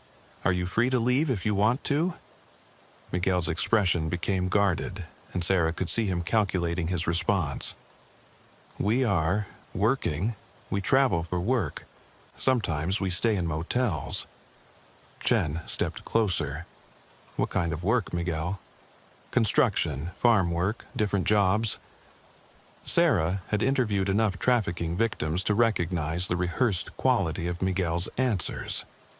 These were responses that had been drilled into him and the others, designed to deflect police attention without providing information that could be used against their traffickers. "Miguel, where are your identification documents? Do you have passports, driver's licenses, anything that proves who you are?" For the first time, Miguel's carefully controlled expression cracked slightly. "The boss, he keeps our papers, for safety, so they don't get lost." Sarah felt a chill run down her spine. Traffickers commonly confiscated their victims' identification documents as a method of control, making it nearly impossible for victims to travel independently or seek help from authorities. Without papers, the victims became completely dependent on their traffickers for everything: food, shelter, transportation, even basic identification. Additional police units began arriving, taking positions around the motel perimeter as supervisors and specialized investigators prepared to coordinate what was clearly going to be a complex operation. Sarah could see Sergeant Rodriguez approaching, along with Detective Martinez from the Human Trafficking Task Force. "Miguel," Sarah said quietly, I want you to understand something. You're not in trouble. The people with you are not in trouble. But if someone is forcing you to work without pay, or keeping your documents, or threatening you or your family, we can help you. That's why we're here." Miguel looked around at the increasing police presence, then back at Sarah. She could see that he was struggling with a decision that could have life or death consequences for himself and the people in the motel room. "Officer," Miguel said finally, his voice barely above a whisper, "if I tell you the truth, what happens to my family in Guatemala? What happens to the others who are not here tonight?" Sarah realized that Miguel's question revealed the true scope of what they were dealing with. This wasn't just about the people in the motel rooms.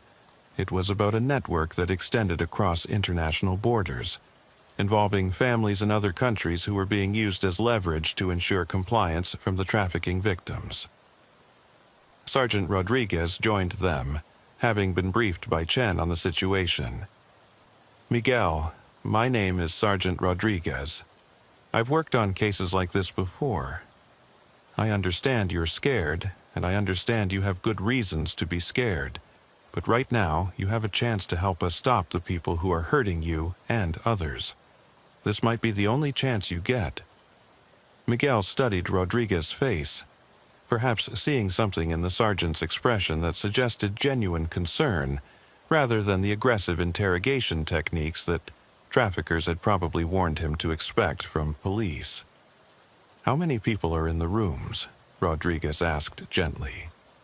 Miguel hesitated, then said, 17, in 3 rooms. Some are very sick. The young girls, they have been hurt." Sarah felt sick as the implications of Miguel's words sank in.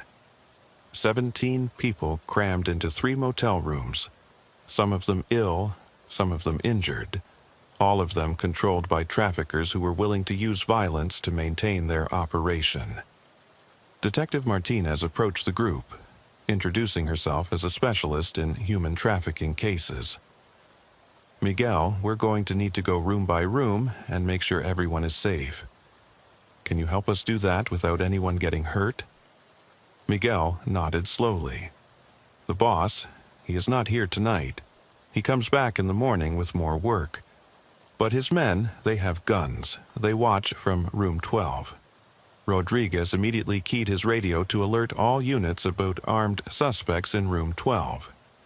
The tactical situation had just become significantly more complex, with potential hostages in multiple locations and armed traffickers who would likely resist arrest violently. "Miguel, how many men with guns?" Martinez asked. 2, maybe 3. They take turns watching, the others sleep." Sarah realized that they were looking at a carefully organized criminal operation with security protocols and shift schedules. These weren't opportunistic criminals. They were professionals who had established procedures for managing their human cargo and protecting their investment. Rodriguez coordinated with the other responding units to establish a tactical plan for securing all 3 rooms simultaneously. The priority was protecting the victims, but they also needed to arrest the traffickers and preserve evidence that could be used to dismantle the larger network. At 2:35 a.m., the coordinated raid began. Sarah and Chen were assigned to secure room 7 with Miguel's assistance, while other teams moved on rooms 12 and 15 simultaneously. The goal was to prevent the traffickers from harming victims or destroying evidence while ensuring that all 17 people could be safely extracted from the motel. Miguel opened the door to room 7 and called out in Spanish, explaining to the occupants that police were there to help them, not hurt them. Sarah could hear crying from inside the room, along with voices speaking rapidly in what sounded like multiple languages. When Sarah entered room 7, she was unprepared for what she found. The room was designed for 2 guests, but it housed 7 people ranging in age from what appeared to be 16 to 60. They were sleeping on mattresses placed on the floor, with a few blankets shared among them. The air was thick with the smell of unwashed bodies, fear, and desperation. But what struck Sarah most forcefully was the absolute terror in their eyes when they saw her uniform. These people had been conditioned to fear police as much as they feared their traffickers, probably through a combination of threats and actual experiences of corruption or violence from law enforcement in their home countries. Sarah holstered her weapon and raised her hands to show that she meant no harm. "Miguel, can you please explain to them that we're here to help, that they're not in trouble?" Miguel spoke to the group in Spanish, then translated some responses back to Sarah. "They want to know if you're going to send them back. They're afraid of being deported. Some of them paid everything they had to get here, and they were told they would have good jobs and safe places to live." Sarah realized that these victims were caught in an impossible situation. They had been lured to the United States with promises of legitimate work and better lives, only to find themselves enslaved by traffickers who used their immigration status as another form of control. Even rescue by police represented a threat because it could lead to deportation back to the dangerous conditions they had tried to escape. "Miguel, tell them that our first priority is making sure they're safe and healthy. Tell them that there are organizations that help people in their situation, and that we're going to connect them with people who speak their languages and understand what they've been through." As Miguel translated, Sarah could see some of the fear in their faces being replaced by cautious hope. But she also realized that what happened in the next few hours would determine whether these people viewed law enforcement as protectors or as another threat to be avoided. Her radio crackled with updates from the other teams. "Room 12 secured. 3 suspects in custody, no shots fired. Room 15 secured, 7 additional victims, no suspects present." Sarah felt a wave of relief that the tactical phase of the operation had been completed without violence, but she knew that the real work was just beginning. 17 trafficking victims would need medical attention, psychological support, legal assistance, and protection from retaliation by the criminal network that had been controlling their lives. Over the next 6 hours, Sarah participated in what became one of the largest human trafficking rescue operations in the city's history. The victims were transported to a secure facility where they could receive medical care and begin the long process of recovery and legal documentation. Miguel and 3 other victims agreed to cooperate with the investigation, providing information about the trafficking network that led to additional raids and arrests over the following weeks. Sarah learned that the operation they had disrupted was just one node in a much larger network that moved people across multiple states, using them for forced labor in agriculture, construction, and service industries. The motel raid revealed the sophistication of modern human trafficking operations. The criminals involved used social media to recruit victims with false promises of legitimate employment. They had established relationships with corrupt officials in multiple countries to facilitate illegal border crossings. They maintained safe houses and transportation networks that could move people hundreds of miles within hours if law enforcement got too close. But what disturbed Sarah most was learning about the psychological control methods that made physical restraints unnecessary. The traffickers used debt bondage, threats against family members, confiscation of documents, and deliberate isolation to create a mental prison that was often more effective than locked doors or chains. The 17 people rescued from the Riverside Motel represented just a tiny fraction of the estimated millions of people trapped in modern slavery worldwide. Sarah realized that she had glimpsed something vast and horrifying, a shadow economy built on human suffering that operated parallel to legitimate society. In the days following the raid, Sarah found herself struggling with the knowledge of what she had seen. The graveyard shift had always exposed her to humanity's worst impulses, but human trafficking represented a level of systematic cruelty that challenged her faith in human decency. She attended the court proceedings where the traffickers were prosecuted, listening to testimony from victims who described years of abuse exploitation, and degradation.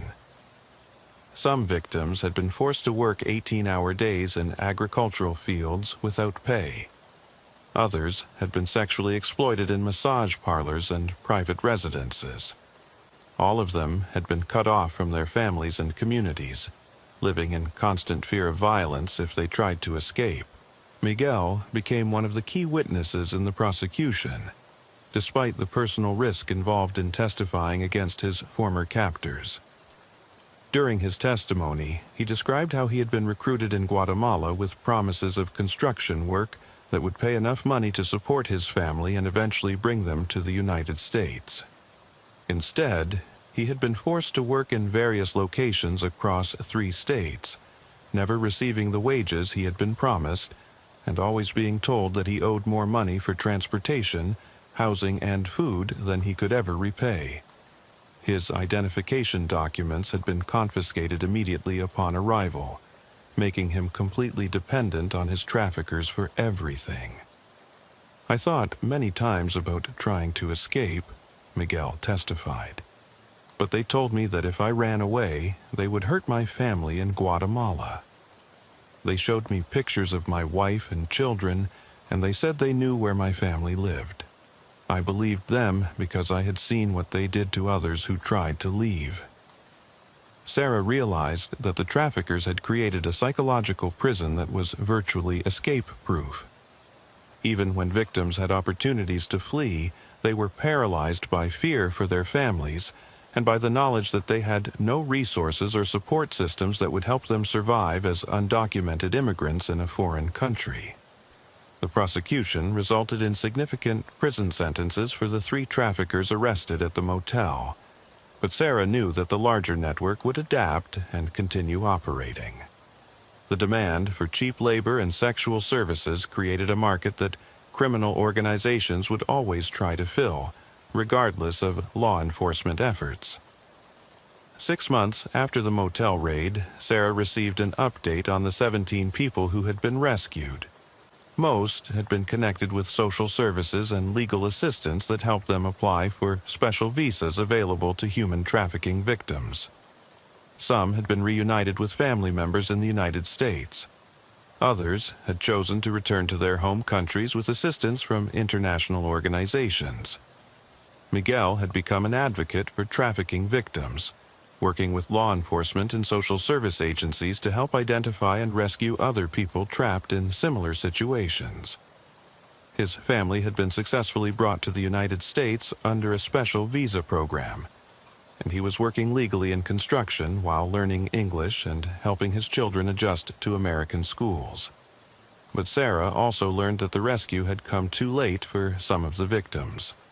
2 of the women had suffered permanent health damage from the abuse they had endured.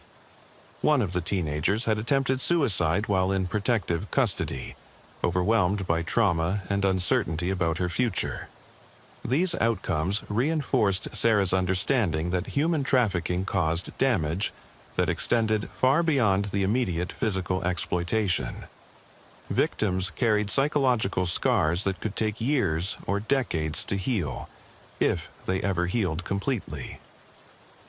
The motel where the rescue had taken place was closed permanently, but Sarah knew that similar operations were likely taking place in other locations throughout the city. The traffickers had simply adapted their methods, using different venues and more sophisticated security measures to avoid detection. Sarah began volunteering with anti-trafficking organizations during her off-duty hours, using her law enforcement experience to help train other officers in recognizing signs of human trafficking. She learned that patrol officers were often the first responders who encountered trafficking victims, but that many officers lacked the training to recognize the subtle indicators that distinguished trafficking from other crimes. Trafficking victims, she learned, often didn't look like the stereotypical image of kidnapped and chained slaves. They might appear to be free, walking around in public, even interacting normally with customers or employers. But they were controlled through psychological manipulation, debt bondage, threats against families, and other coercive methods that were invisible to casual observers. Sarah developed training materials that helped officers recognize signs like multiple people sharing cramped living accommodations. Workers couldn't speak for themselves or seemed afraid of authority figures, people who didn't have control of their identification documents, and businesses that seemed to operate outside normal patterns of commerce.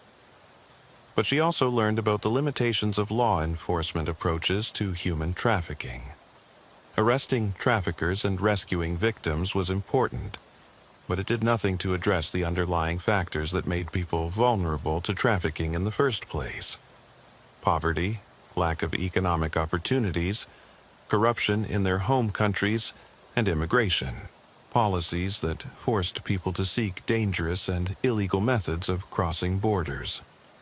The graveyard shift continued to expose Sarah to the darkest aspects of human behavior, but her experience with the trafficking case had given her a new perspective on the nature of evil.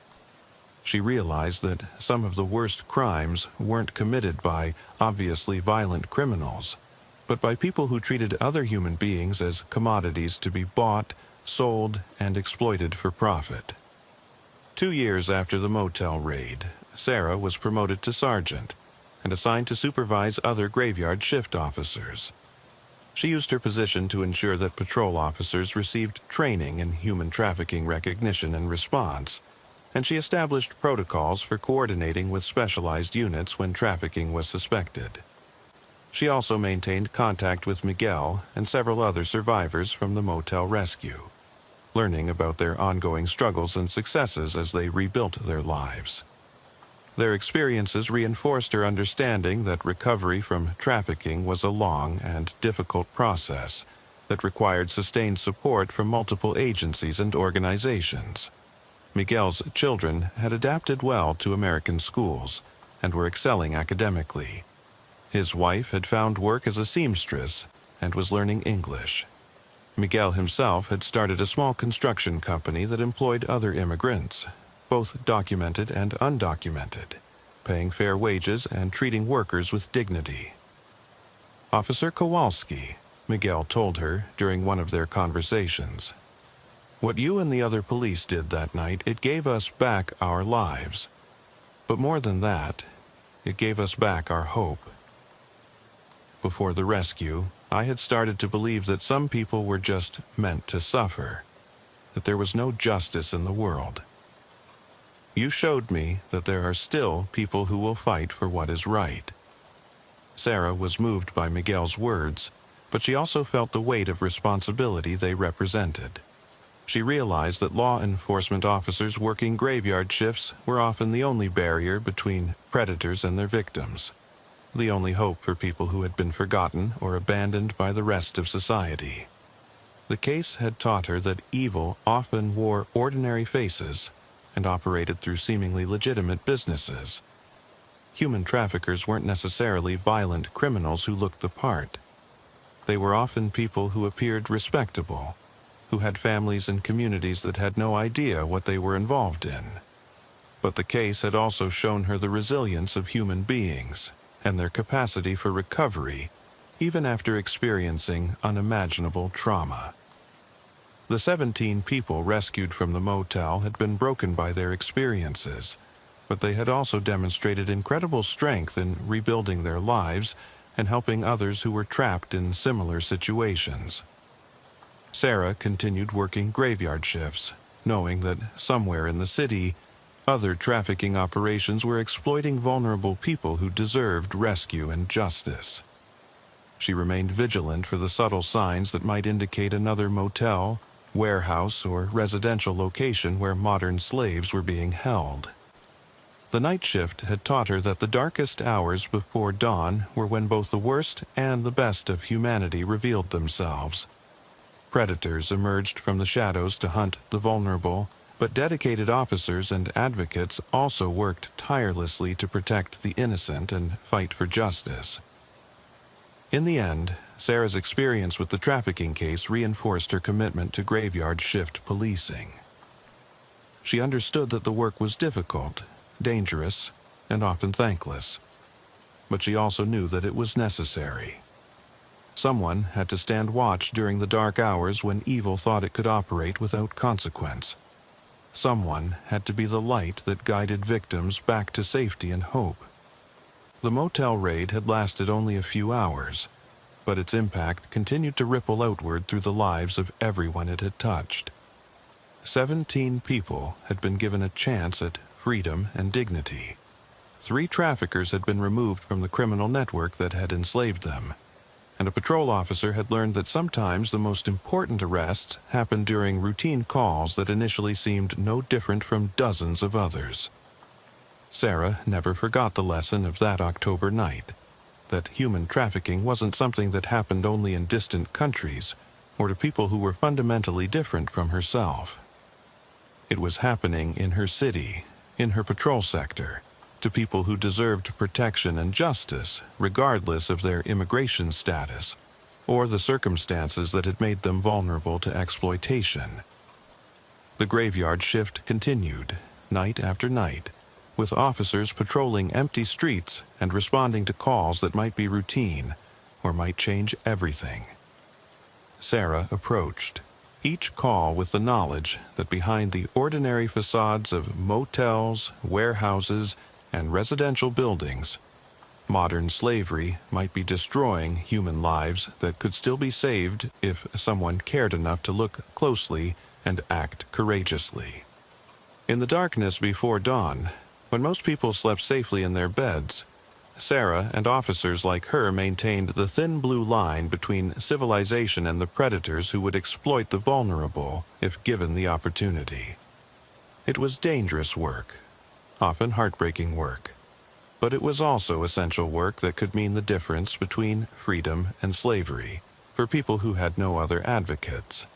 The night harvest of human souls continued in cities across the world, but so did the efforts of those who refused to let evil operate without opposition. Sarah had learned that one officer, one call, one moment of courage could save lives and restore hope to people who had thought both were lost forever. That knowledge sustained her through the long, dark hours of the graveyard shift, giving meaning to work that might otherwise have seemed futile in the face of such overwhelming criminal enterprises. She had seen the worst that humans could do to each other, but she had also seen the best, the capacity for ordinary people to risk their own safety to protect the strangers, to fight for justice even when the odds seemed impossible, and to maintain hope even in the darkest circumstances. The graveyard shift was more than just a work schedule. It was a calling to serve as a guardian against the forces that threatened human dignity and freedom. Sarah answered that calling every night, knowing that somewhere in the darkness people were counting on officers like her to stand between them and those who would treat them as property rather than human beings deserving of respect and protection. But the Riverside Motel case was just the beginning of what would become the most challenging period of Sarah's career. 6 months after the initial rescue, she began noticing patterns in other calls that suggested the trafficking network was adapting and expanding rather than retreating in response to law enforcement pressure. It started with seemingly unrelated incidents during her graveyard shifts. A welfare check at an apartment complex where residents reported hearing crying from a unit that was supposed to be vacant. A traffic stop where the driver became unusually nervous when asked about his passengers. 3 young women who wouldn't make eye contact and claimed not to speak English. A noise complaint at a massage parlor that was operating at 3 a.m. with heavy curtains covering all the windows. Individually, these incidents might have been explained as routine police work. Welfare checks that turned up nothing suspicious. Traffic stops involving nervous but legitimate travelers.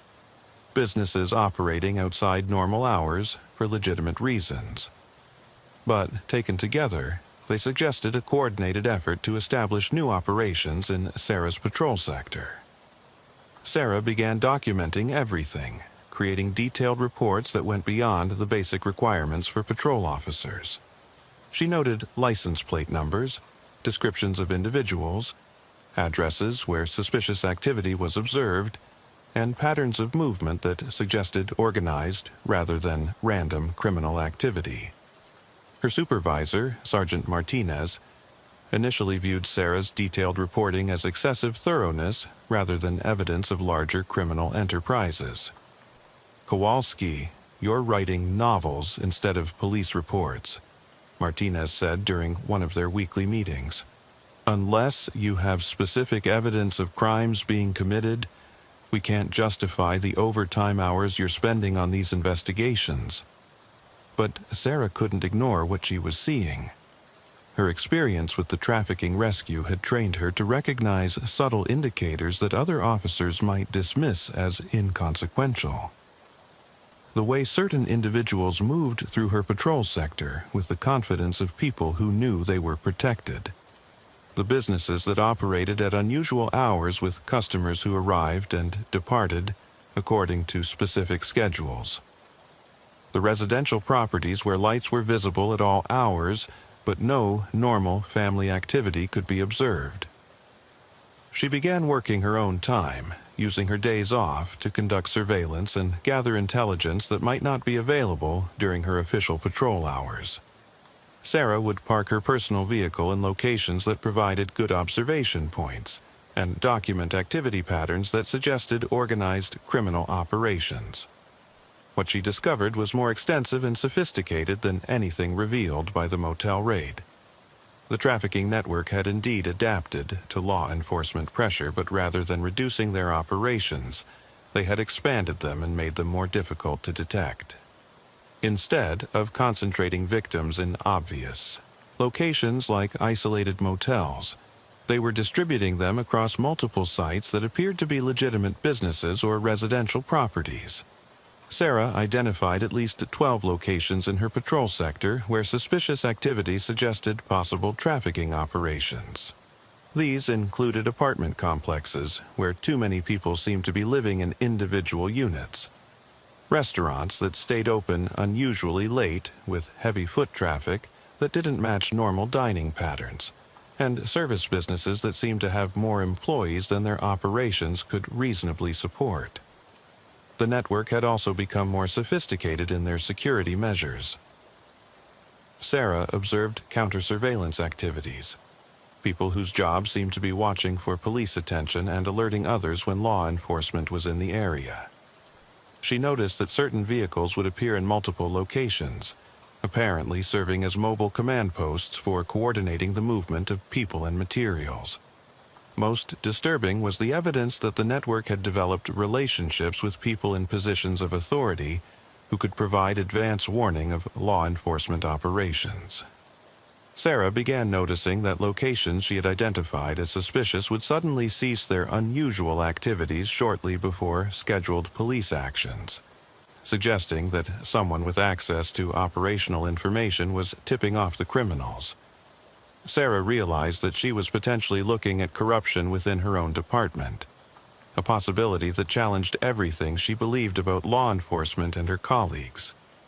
The idea that fellow officers might be protecting human traffickers in exchange for money was almost too horrible to consider, but the evidence was difficult to explain any other way. She began conducting her own investigation more carefully, limiting her communications about trafficking-related matters to secure channels and avoiding certain personnel who might have access to operational planning. Sarah felt increasingly isolated, carrying knowledge that could expose a major criminal network, but unable to trust the very systems that were supposed to support her investigative efforts. 3 months into her unofficial investigation, Sarah made a discovery that confirmed her worst fears about corruption within the department. She was conducting surveillance on a warehouse facility that had been showing suspicious activity patterns when she observed Detective Raymond Collins arriving at the location in his personal vehicle. Collins was a 15-year veteran of the department with an exemplary record and a reputation for thorough investigative work. He was also someone who had access to information about ongoing trafficking investigations. Sarah watched through binoculars as Collins met with 2 men outside the warehouse, engaged in what appeared to be a serious conversation, and then accepted what looked like an envelope before returning to his vehicle. The meeting lasted less than 10 minutes, but it was conducted with the kind of caution that suggested all parties understood they were engaged in illegal activity. Sarah felt sick as the implications of what she had witnessed began to sink in. Detective Collins wasn't just corrupt. He was actively protecting a criminal network that enslaved human beings for profit. His position within the department gave him access to intelligence about trafficking investigations, information that he was apparently selling to help criminals avoid arrest and continue their operations. But Sarah also realized that confronting Collins directly or reporting what she had seen through normal channels could be dangerous. If Collins was working with traffickers, he might have relationships with other corrupt officials who could neutralize any investigation before it began. Sarah could find herself facing retaliation not just from criminals, but from within her own department. She decided to continue her investigation independently while carefully documenting everything she observed. Sarah began carrying a small digital camera during her surveillance activities, capturing photographic evidence of meetings, license plate numbers, and other details that could be used to build a case against the corrupt network. The scope of what she was uncovering grew larger with each night of surveillance. The trafficking operation wasn't just exploiting foreign nationals who had been smuggled into the country. It was also targeting vulnerable American citizens, including runaway teenagers, homeless individuals, and people struggling with addiction who could be easily controlled and exploited. Sarah observed what appeared to be recruitment activities taking place in areas where vulnerable people congregated. Bus stations where runaway teenagers arrived with no resources or support systems. Homeless camps where people desperate for food and shelter could be lured with promises of employment and housing. Addiction treatment facilities where people in recovery could be targeted during their most vulnerable moments. The criminals had developed sophisticated methods for identifying and exploiting human vulnerability. They used social media to identify potential victims, conducted background checks to determine who was most likely to be missed if they disappeared, and maintained detailed profiles of the people they targeted for exploitation. Sarah realized that the trafficking network was essentially farming human beings, cultivating vulnerability and harvesting people whose disappearance wouldn't generate significant law enforcement attention. They were particularly effective at targeting people who were estranged from their families, had criminal records that made them reluctant to seek help from police, or were in the country illegally and feared deportation more than exploitation. But what disturbed Sarah most was the realization that this level of criminal sophistication couldn't exist without significant protection from law enforcement and other officials. The network's ability to operate across multiple jurisdictions, avoid detection despite extensive illegal activities, and continue operating even after major arrests suggested corruption that extended far beyond Detective Collins. Sarah began expanding her investigation to include other law enforcement personnel who had access to trafficking-related intelligence. She identified several officers and civilian employees who had access to operational information and began monitoring their activities for signs of suspicious behavior. What she discovered was a web of corruption that included not just police officers but also court personnel, social service workers, and immigration officials. The trafficking network had systematically compromised people in positions of authority who could protect their operations and eliminate threats to their continued profitability. Sarah realized that she was investigating not just human trafficking, but a comprehensive criminal conspiracy that had infected multiple levels of government and law enforcement. The scope of the corruption was so extensive that attempting to work within normal channels could result in her investigation being compromised before it could produce results. She made the difficult decision to contact federal authorities directly, bypassing her own department's chain of command and reporting what she had discovered to the FBI's Public Corruption Unit. Sarah understood that this decision would likely end her career with the local police department. But she also knew that the victims of trafficking deserved justice, even if it came at personal cost to herself. The federal investigation that resulted from Sarah's intelligence took 18 months to complete and ultimately led to the arrest of 47 individuals, including 12 law enforcement personnel, 6 court employees, and multiple officials from various government agencies.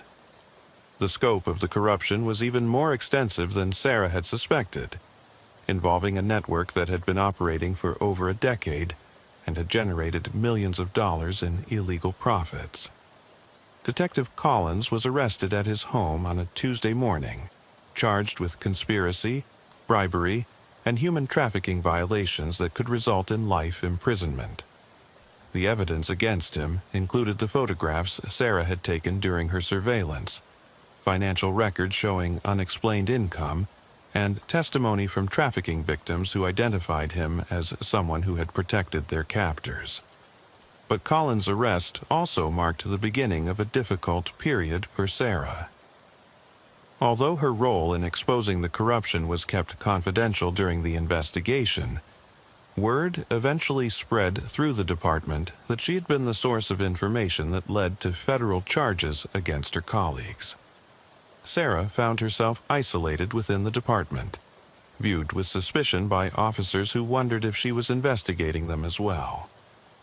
Some colleagues supported her actions and recognized the courage required to expose corruption, but others saw her as a traitor who had violated the unwritten code of loyalty that was supposed to protect police officers from outside scrutiny. The stress of the investigation and its aftermath began affecting Sarah's health and personal life. She struggled with insomnia, anxiety, and depression as she dealt with death threats from unknown sources and the knowledge that some of her colleagues viewed her as an enemy rather than a fellow officer committed to justice. Sarah requested a transfer to a different shift and patrol sector, hoping to escape the hostility and suspicion that made her graveyard shift work increasingly difficult. But she soon realized that her reputation had spread throughout the department, and there was no assignment that would allow her to escape the consequences of her decision to expose corruption. After 24 years of law enforcement service, including 12 years working graveyard shifts, Sarah made the decision to retire early and pursue a career in private investigation and victim advocacy. She felt that she could better serve trafficking victims and other vulnerable populations by working outside the law enforcement system that had proven susceptible to corruption and resistant to reform. Sarah established a private investigation firm that specialized in human trafficking cases, working with federal agencies, international organizations, and victim advocacy groups to identify and disrupt criminal networks.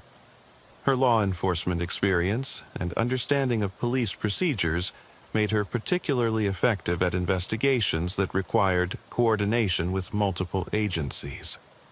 But she never forgot the lessons learned during her graveyard shift years, particularly the knowledge that evil often hid behind ordinary facades, and that the most important investigations sometimes began with routine calls that seemed no different from hundreds of others. Sarah's work as a private investigator led to the identification and rescue of over 300 trafficking victims over the 5 years following her retirement from police work. She developed training programs for law enforcement agencies around the world, helping officers recognize the subtle indicators of human trafficking and respond effectively when they encountered victims. Miguel Santos, the trafficking survivor who had become an advocate for other victims, worked closely with Sarah on several cases and training programs. Their partnership demonstrated the importance of cooperation between law enforcement and community members in addressing complex criminal networks. Officer Kowalski, Miguel said during one of their joint presentations to law enforcement personnel, showed me that there are police officers who will risk everything to protect people like us. But she also showed me that sometimes the system itself is the problem, and that real change requires people who are willing to challenge corrupt institutions even when it costs them personally. Sarah's story became a case study in police academies and training programs, illustrating both the importance of officer integrity and the personal costs that sometimes accompanied ethical decision-making in law enforcement. Her experience demonstrated that fighting corruption and protecting victims sometimes required sacrifices that went far beyond the dangers typically associated with police work.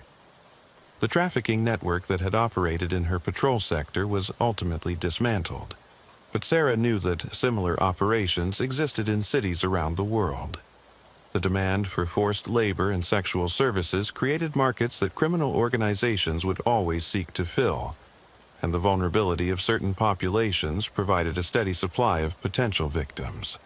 But Sarah also learned that individual officers could make a significant difference by remaining vigilant, documenting suspicious activities, and having the courage to act on their observations even when doing so was personally difficult or professionally dangerous.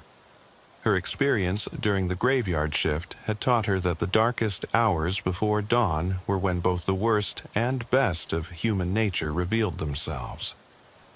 Predators emerged from the shadows to exploit the vulnerable, but dedicated individuals also worked tirelessly to protect the innocent and fight for justice, even at great personal cost.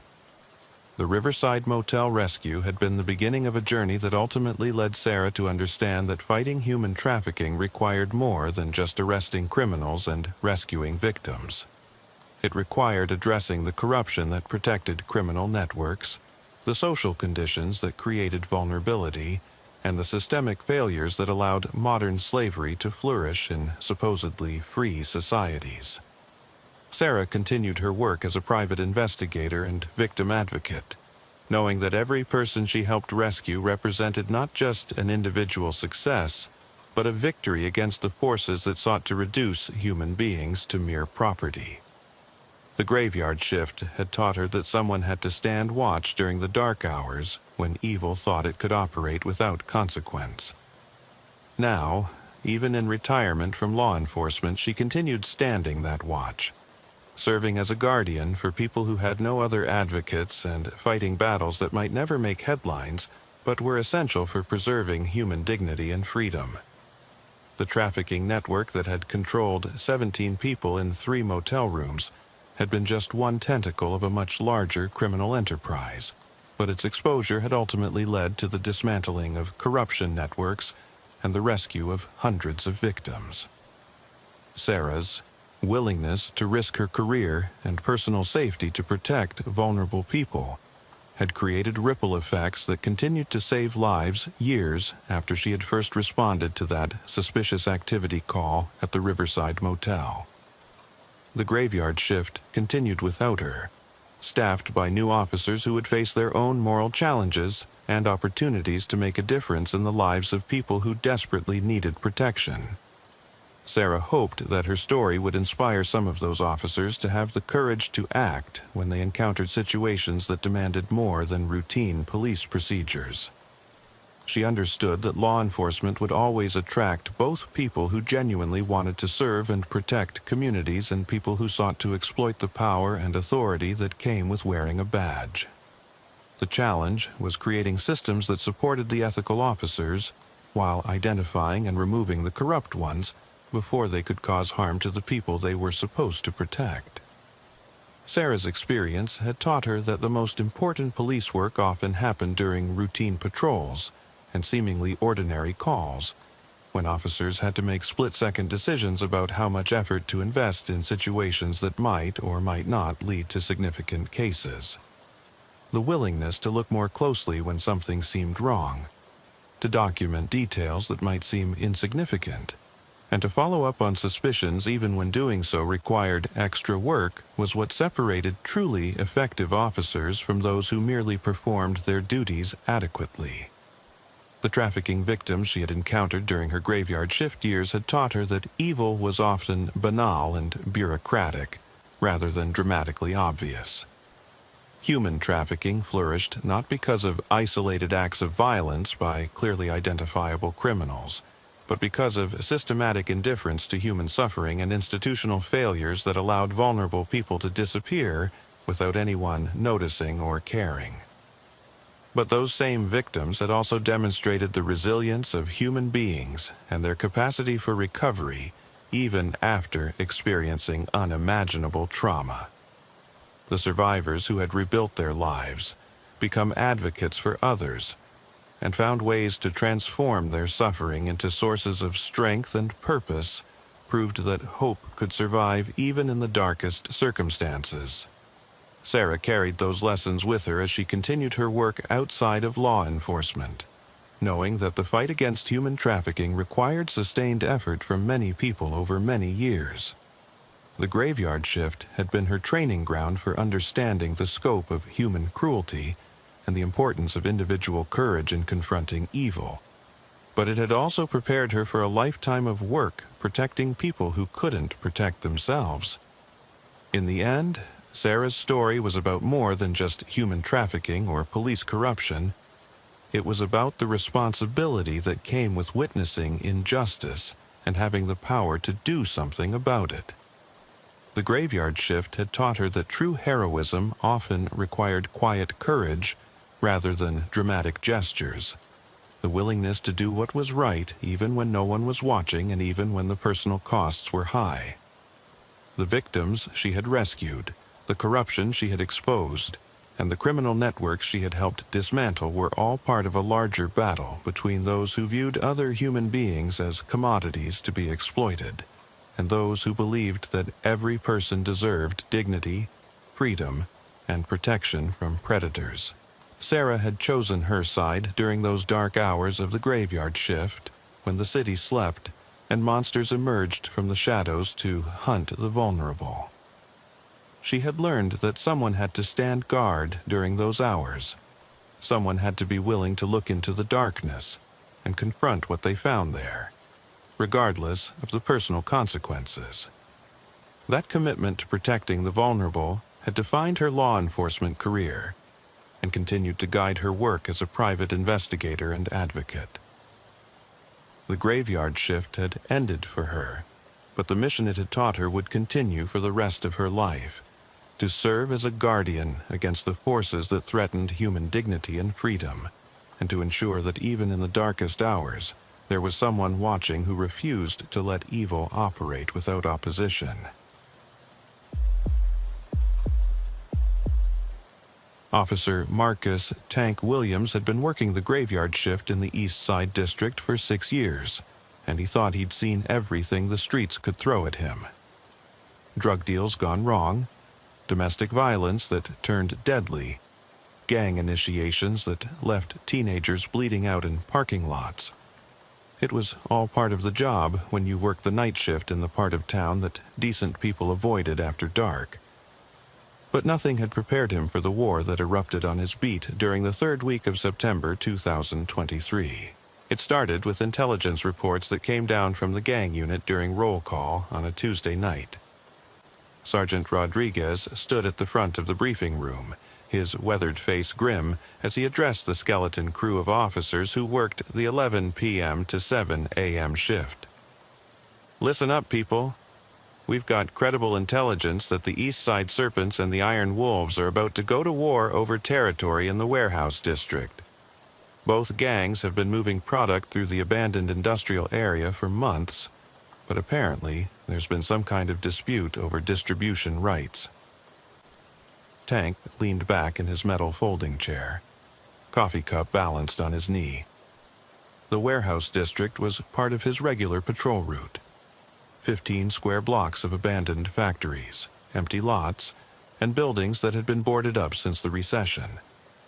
It was perfect for illegal activity because there were no residents to call in complaints, no legitimate businesses to worry about, and plenty of places to hide when the police showed up. Intelligence suggests both gangs have been stockpiling weapons for the past 2 weeks, Rodriguez continued. "We're talking serious firepower here. Not just handguns and shotguns, but assault rifles, maybe even explosives. The gang unit has been trying to get informants inside both organizations, but so far we're flying blind." Officer Jennifer Hayes, Tank's usual partner, raised her hand. "Sarge, what's our response protocol if shooting starts?" Do we wait for SWAT or engage? Rodriguez's expression darkened. That depends on the situation. If civilians are in danger, we respond immediately. If it's gang members shooting each other in an empty warehouse, we establish a perimeter and wait for backup. I don't want any of you trying to be heroes and getting yourselves killed over drug dealers settling scores. Tank understood the logic, but it still bothered him. The warehouse district might be abandoned, but it was still part of his beat. Those empty buildings and vacant lots were his responsibility, and the idea of letting gang members turn them into a war zone didn't sit well with him. After the briefing, Tank and Hayes loaded their gear into Unit 47 and headed out into the September night. The temperature had finally started dropping from the oppressive heat of summer, but the air still hung thick and humid over the empty streets. At 11:30 p.m., most of the legitimate businesses were closed, leaving only the 24-hour gas stations, all-night diners, and the people who made their living in the shadows. "You think this gang war thing is for real?" Hayes asked as they cruised down Morrison Avenue toward their patrol sector. "Or is it just intelligence blowing smoke like usual?" Tank had been partnered with Hayes for 2 years, and he trusted her instincts. She was a 5-year veteran who had worked her way up from patrol to detective and back to patrol by choice. She preferred the unpredictability of street work to the paperwork and politics of investigative units. "I think it's real," Tank replied, adjusting his duty belt. "I've been seeing more activity in the warehouse district over the past month. More cars moving through at night, more lights in buildings that are supposed to be empty. Something's building up over there." They drove in comfortable silence through the residential areas on the edge of their sector. Modest houses with small yards, working-class families who kept their doors locked and their porch lights on. These were the people Tank and Hayes were really protecting, the ones who couldn't afford to move to safer neighborhoods, but deserved to sleep peacefully without worrying about bullets flying through their windows. At 12:47 a.m., their radio crackled with the first call of the night. "All units, we have reports of gunfire in the vicinity of Warehouse Row and Industrial Drive. Multiple shots fired, unknown number of shooters. Units 23, 31, and 47 respond Code 2. Tank felt his pulse quicken as he hit the emergency lights and headed toward the warehouse district. Code 2 meant respond quickly but without sirens. They wanted to get there fast, but didn't want to announce their arrival to whoever was doing the shooting. "Here we go," Hayes muttered, checking her weapon and adjusting her radio. "Remember what Rodriguez said? We establish a perimeter and wait for backup unless civilians are in immediate danger." The warehouse district looked different at night than it did during the day. What appeared to be merely abandoned and neglected in daylight became something more sinister after dark. Shadows pooled between buildings like spilled ink, and the few functioning streetlights created more concealment than illumination. Tank had always felt like he was driving through a post-apocalyptic wasteland when he patrolled this area. They approached from the east, coming down Industrial Drive with their headlights off and emergency lights dimmed. Tank could see muzzle flashes coming from 2 different buildings about 3 blocks apart, one from what used to be a textile factory, the other from a warehouse that had once housed auto parts. "Jesus," Hayes whispered. "That's not handgun fire, those are rifles." She was right. Tank could hear the distinctive crack of high-powered weapons echoing off the empty buildings. This wasn't a simple drug deal gone wrong or a dispute over territory boundaries. This was a full-scale firefight with military-grade weapons. Tank keyed his radio. "Dispatch, Unit 47 is on scene at Industrial Drive and Warehouse Row. We have confirmed gunfire from multiple locations. Appears to be rifle fire. Requesting SWAT response and additional backup units." "Copy, Unit 47. SWAT is en route. ETA 15 minutes. Units 23 and 31 are 2 minutes out. Establish perimeter and do not engage unless civilians are in immediate danger. Tank parked their cruiser behind an abandoned delivery truck that provided cover while giving them a good view of both buildings where the shooting was coming from. Hayes got on the radio to coordinate with the other responding units while Tank used binoculars to assess the situation. What he saw made his blood run cold.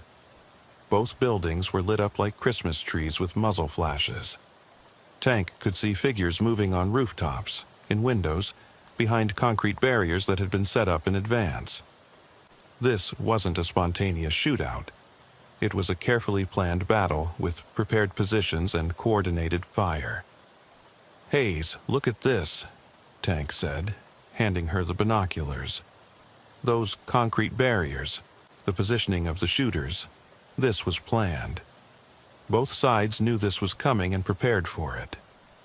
Hayes studied the scene through the binoculars, her face growing pale in the dim light from their radio display. "Tank, those aren't just gang members. Look at how they're moving, how they're coordinating their fire. Some of these guys have military training." She was right. Gang shootouts were usually chaotic affairs with poor marksmanship and wasted ammunition. What they were watching was disciplined, organized, tactical. Both sides were using covering fire, coordinated movement, and strategic positioning that suggested professional training.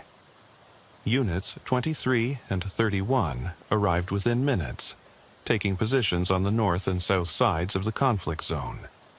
The 4 patrol officers established a loose perimeter around the 2 buildings, but they were vastly outgunned and outnumbered by whatever was happening inside. Tank's radio crackled with Sergeant Rodriguez's voice. "All units on scene. This is Rodriguez. I'm en route with additional units and the gang task force. Do not, repeat, do not engage the shooters. Establish containment and wait for SWAT." But even as Rodriguez was giving the order, Tank could see the situation escalating. More muzzle flashes were appearing in both buildings, indicating that reinforcements were arriving for both sides. The volume of fire was increasing, and Tank could hear bullets ricocheting off the concrete and steel structures. "Unit 47, this is Unit 23, came a voice over the radio. "I've got movement in the building to my north. Looks like one side is trying to flank the other. They're moving toward the residential area."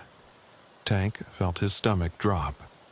If the fighting moved out of the industrial district and into the neighborhoods where families lived, the rules of engagement would change completely. They couldn't just sit back and wait for SWAT if civilians were in danger. Hayes was already moving toward the driver's seat. "Come on, Tank. We need to get between them and the residential area. If this spreads beyond the warehouse district, people are going to die." Tank climbed into the passenger seat as Hayes started the engine. They drove north along Industrial Drive, parallel to the fighting, but staying out of the direct line of fire. Tank could see groups of armed figures moving between buildings, using the abandoned vehicles and industrial equipment for cover. "There." Hayes pointed toward a gap between 2 warehouses. "They're moving through that alley toward Morrison Avenue. If they get to Morrison, they'll be in the residential area." Tank grabbed his radio. "All units, Unit 47 has visual on approximately 8 armed subjects moving north toward Morrison Avenue. They appear to be flanking the main engagement and heading toward the residential district." Rodriguez's voice crackled back immediately. "Unit 47, intercept and establish a barrier at Morrison and Industrial. Do not engage unless fired upon. Keep them contained in the industrial area." Hayes drove to the intersection and positioned their cruiser sideways across Morrison Avenue, creating a roadblock that would force the armed figures to either go around them or confront them directly. Tank got out and took position behind the engine block, his rifle ready but pointed at the ground. They didn't have to wait long. 8 men in dark clothing emerged from the alley between the warehouses, all carrying assault rifles and moving with the practiced coordination Tank had noticed earlier. They stopped when they saw the police cruiser blocking their path, and Tank could see them discussing their options in low voices. Tank keyed his radio and spoke loudly enough for the armed men to hear. "This is the police. The area beyond this point is residential. You need to turn around and go back the way you came." One of the men, apparently the leader, stepped forward. He was tall and lean, wearing military-style fatigues and carrying an AK-47 variant. Tank could see military tattoos on his arms and the kind of confident posture that came from combat experience. "Officer," the man called out, his voice calm and professional. "We don't have any quarrel with you. We're just trying to get out of the area. Our vehicles are parked on Morrison Avenue." Tank kept his rifle ready but maintained a non-aggressive posture. "I understand that, but you're heavily armed and there's been gunfire in the area.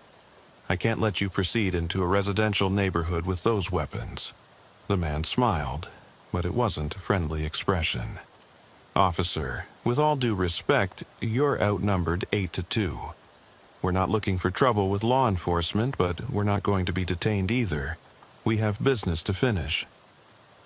Hayes had positioned herself behind the rear of the cruiser, her own rifle ready, and her radio keyed to broadcast everything that was happening to the other units.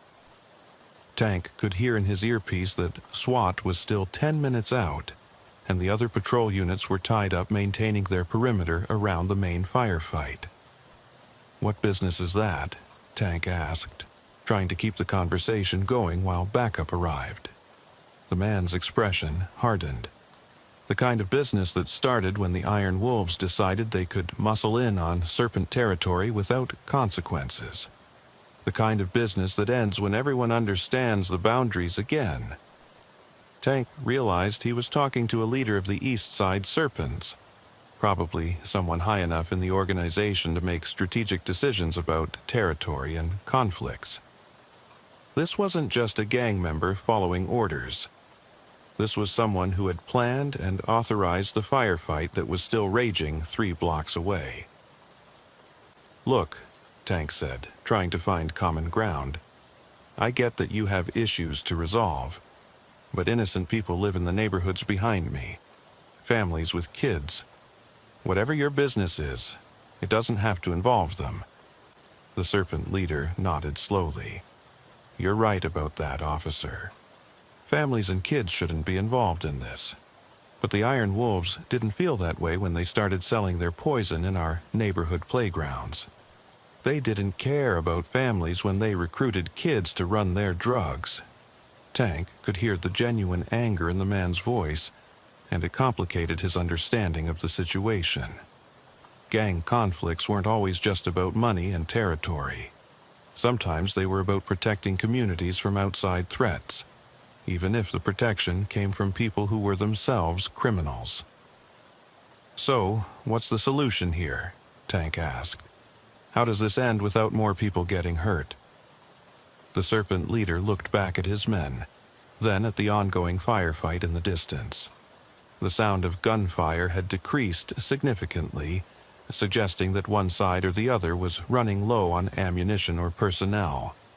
"It ends when the Wolves understand that East Side belongs to the Serpents, when they pack up their operation and take it back to their own territory on the North Side, when they stop recruiting our kids and selling their drugs in our neighborhoods." Hayes's voice came through Tank's earpiece. "SWAT is 5 minutes out. Keep them talking." Tank nodded almost imperceptibly, then continued his conversation with the Serpent leader. What if there was another way to resolve this? What if we could set up a meeting between the leadership of both gangs, with police mediation? Work out territorial boundaries without more shooting? The man laughed, but it was a bitter sound without humor. "Officer, with all due respect, the police haven't done much to protect our neighborhood from the Iron Wolves. We've reported their dealers, their recruitment of minors, their violence against our people. Your department's response has been to arrest a few low-level dealers and call it a success." Tank had to admit the man had a point. Gang enforcement was always reactive rather than proactive, focused on making arrests after crimes had been committed, rather than preventing the crimes in the first place. The community policing initiatives that might have addressed the root causes of gang conflicts had been cut from the budget years ago. But this kind of violence makes things worse for everyone, Tank argued. When you start a war like this, innocent people get caught in the crossfire. Kids get killed by stray bullets. Families get displaced. The community suffers more than the people you're fighting. The serpent leader's expression softened slightly. You think we don't know that? You think we wanted this? We tried to handle this diplomatically first. We reached out to the Iron Wolves, tried to negotiate boundaries, tried to work out a peaceful solution. They responded by killing 3 of our people and burning down 2 of our legitimate businesses. Tank felt the complexity of the situation settling over him like a weight. These weren't just criminals fighting over drug profits. They were people who saw themselves as protecting their community from outside aggression. The methods were illegal and dangerous, but the motivations were more complicated than simple greed or territorial ambition. The sound of gunfire from the warehouses had stopped completely, leaving an eerie silence broken only by the distant wail of sirens as more police units converged on the area. Tank could see smoke rising from both buildings, and the acrid smell of gunpowder was drifting across the intersection. "Sounds like your people finished their business," Tank observed. The serpent leader listened for a moment, then keyed a radio of his own. A brief conversation in Spanish followed. Then he looked back at Tank. "The warehouse phase is over. The Iron Wolves are pulling out, at least for now. But this isn't finished, officer. They'll regroup, bring in more people, try to hit us somewhere else. This was just the opening round." Hayes' voice crackled through Tank's earpiece. "SWAT is on scene, moving into position behind us. Tank, keep them talking for another 2 minutes." Tank could see the SWAT officers taking positions in the shadows behind their patrol car, but the serpent leader and his men hadn't noticed yet. Tank had to keep them focused forward while the tactical team got into position. "What would it take to end this permanently?" Tank asked. "Not just this battle, but the whole conflict?" The serpent leader considered the question seriously. The Iron Wolves would have to acknowledge that East Side is serpent territory and pull their operation out completely. They'd have to pay reparations for the businesses they destroyed and the people they killed. And they'd have to guarantee that they won't recruit any more kids from our neighborhood. And if they agreed to those terms, then we could have peace. But they won't agree, officer. They've invested too much in establishing their presence here, and their leadership would see backing down as weakness. So this will continue until one side is completely defeated or driven out. Tank could see the SWAT officers giving hand signals indicating they were ready to move. He had to make a decision. Allow the tactical team to arrest the serpent leader and his men, potentially escalating the conflict, or try to negotiate a peaceful resolution that might prevent future violence. "What if I could guarantee that your concerns about Iron Wolf activities in East Side would be taken seriously?" Tank offered. "What if we could set up a task force specifically focused on their drug dealing and recruitment of minors?" The serpent leader studied Tank's face in the dim light. "You're stalling, officer. I can see your SWAT team moving into position behind you. You're trying to keep us talking until they can surround us." Tank felt his heart rate spike, but he kept his voice calm. "I'm trying to find a solution that doesn't involve more people getting hurt. Your people, my people, or the families who live in this neighborhood. I appreciate that, officer, I really do. But we both know how this has to end. You have a job to do, and so do we." The serpent leader raised his hand, and his 7 men immediately spread out into tactical positions, using the abandoned vehicles and concrete barriers for cover. Tank could see that they were professionals, moving with the kind of coordination that suggested extensive training and experience. "This doesn't have to happen," Tank called out. "We can still find another way." "Officer," the serpent leader replied, his voice carrying clearly across the intersection. "Sometimes there is no other way. Sometimes you have to fight for what's yours, even when you know the cost is going to be high." Tank heard the SWAT commander's voice in his earpiece. "All units, we have the suspects surrounded. On my mark, we move. Tank, Hayes, get down and stay down." But before the SWAT team could move, the serpent leader made an unexpected decision. Instead of preparing for a firefight with police, he lowered his weapon and called out to his men in Spanish. One by one, they laid down their rifles and raised their hands. "Officer," the serpent leader said to Tank, "we're going to surrender, but I want you to remember this conversation. Remember that we tried to handle this peacefully first, and remember what happens to this neighborhood after we're arrested." Tank stood up from behind the police cruiser, his own weapon lowered but ready. "Why are you surrendering?" The man smiled, and this time it was genuine. "Because you're right about the families and kids, because this neighborhood has suffered enough, and because sometimes the best way to protect your people is to take responsibility for your actions." The SWAT team moved in quickly, professionally zip-tying the 8 serpent members and searching them for additional weapons. Tank watched as the leader was secured, noting that the man maintained his dignity even in defeat. As the serpent leader was being loaded into a transport van, he looked directly at Tank. "Officer, my name is Carlos Mendez. When this neighborhood goes to hell because the Iron Wolves have no opposition, remember that we tried to prevent it." Tank nodded, not trusting himself to speak. He was beginning to understand that the situation was far more complex than gang members fighting over drug territory.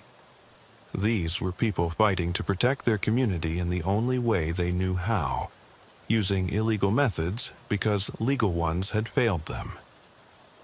The aftermath of the warehouse firefight revealed the scope of the conflict. The textile factory had been heavily damaged by gunfire and small explosives, with bullet holes in every wall, and several small fires that had been extinguished by the time the fire department arrived. The auto parts warehouse was in similar condition, looking more like a war zone than an abandoned building. 3 Iron Wolf members were found dead in the warehouse, with 2 more critically wounded and transported to the hospital under police guard. No serpent casualties were discovered, suggesting that they had been better prepared and positioned for the firefight. The weapons recovered from both locations were staggering in quantity and quality. Along with the expected handguns and shotguns, investigators found assault rifles, grenades, body armor, and night vision equipment. This had been planned as a military-style operation, not a spontaneous gang conflict. Tank and Hayes spent the rest of their shift processing evidence and writing reports, but Tank couldn't stop thinking about his conversation with Carlos Mendez. The serpent leader had spoken about protecting his community, about trying diplomatic solutions first, about the failure of conventional law enforcement to address the root causes of gang conflicts. Over the following weeks, Tank began paying closer attention to the East Side neighborhood. He drove through the residential areas more frequently, talked to more residents, tried to understand the community dynamics that had led to the warehouse firefight. What he learned disturbed him. The Iron Wolves had indeed been expanding their territory into East Side, but their methods were more aggressive and violent than typical gang operations. They were recruiting children as young as 12 to run drugs, threatening families who refused to cooperate, and using violence against anyone who challenged their presence. The East Side Serpents, despite being a criminal organization, had historically operated more like a neighborhood protection group. They dealt drugs, but they didn't recruit children. They used violence, but mainly against other criminals who threatened their territory. They extorted local businesses, but they also protected those businesses from outside threats. Tank realized that the warehouse firefight hadn't been a simple territorial dispute. It had been a community defending itself against an invasion, using the only resources and methods available to them. But, without the Serpent leadership, the neighborhood began to deteriorate rapidly. Iron Wolf dealers appeared on street corners that had been relatively safe. Children were approached with recruitment offers that their parents couldn't protect them from. Businesses that had operated peacefully for years began reporting extortion attempts and vandalism. Tank tried to address these problems through conventional police methods, but the department's resources were limited, and the problems were too widespread for patrol officers to handle effectively. The gang unit was focused on making arrests rather than preventing crime, and the community policing programs that might have helped had been eliminated due to budget cuts. 3 weeks after the warehouse firefight, Tank responded to a call that would haunt him for the rest of his career. It was 2:30 a.m. on a Thursday night when dispatch sent him to a shooting on Maple Street, in the heart of the residential area he'd been trying to protect. A 9-year-old girl named Sophia Reyes had been shot while sleeping in her bedroom when gunfire erupted between Iron Wolf dealers and a rival group trying to establish their own presence in the power, vacuum left by the Serpent arrests. Tank arrived at the scene to find paramedics working desperately on a small girl who had been hit by a stray bullet that came through her bedroom window. Her parents were hysterical, her siblings were traumatized, and the neighborhood was in chaos as residents tried to understand how their quiet street had become a war zone. Sophia died at the hospital 2 hours later. Tank stood in the hospital corridor, still in his uniform, watching Sophia's family grieve for a little girl who had been killed because of a gang conflict she had no part in. He thought about his conversation with Carlos Mendez, about the Serpent leader's warnings that the neighborhood would suffer without organized opposition to the Iron Wolves. The funeral was held on a Saturday morning, and Tank attended in civilian clothes.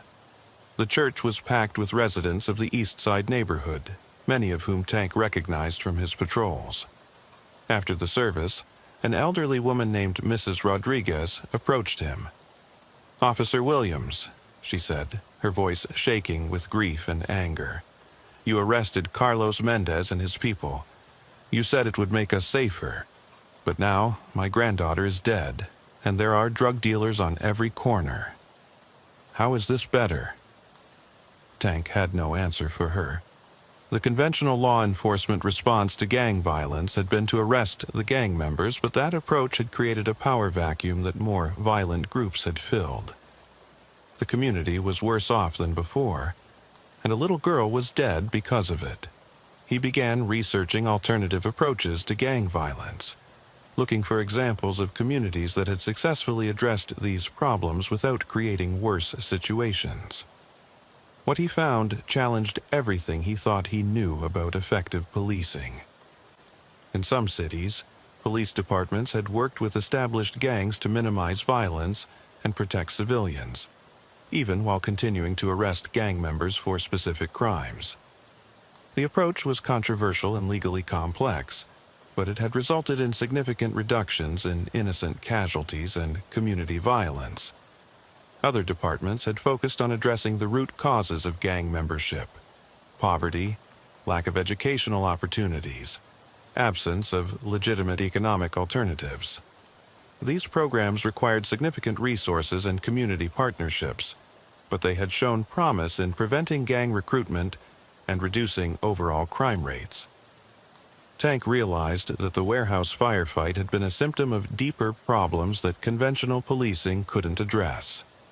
The East Side Serpents and Iron Wolves weren't just criminal organizations.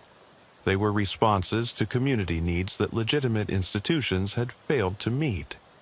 But implementing alternative approaches would require changes in department policy, community support, and political will that seemed unlikely in the current environment. Tank was just a patrol officer working the graveyard shift. he didn't have the authority or influence to change how the entire system approached gang violence. 6 months after Sofia Reyes's death, Tank made a decision that would end his law enforcement career. He was working his regular graveyard shift patrol when he received intelligence that the Iron Wolves were planning a major expansion of their territory, including the recruitment of elementary school children to act as lookouts and runners. The intelligence came from a reliable source within the community, but it wasn't specific enough for the department to take preventive action.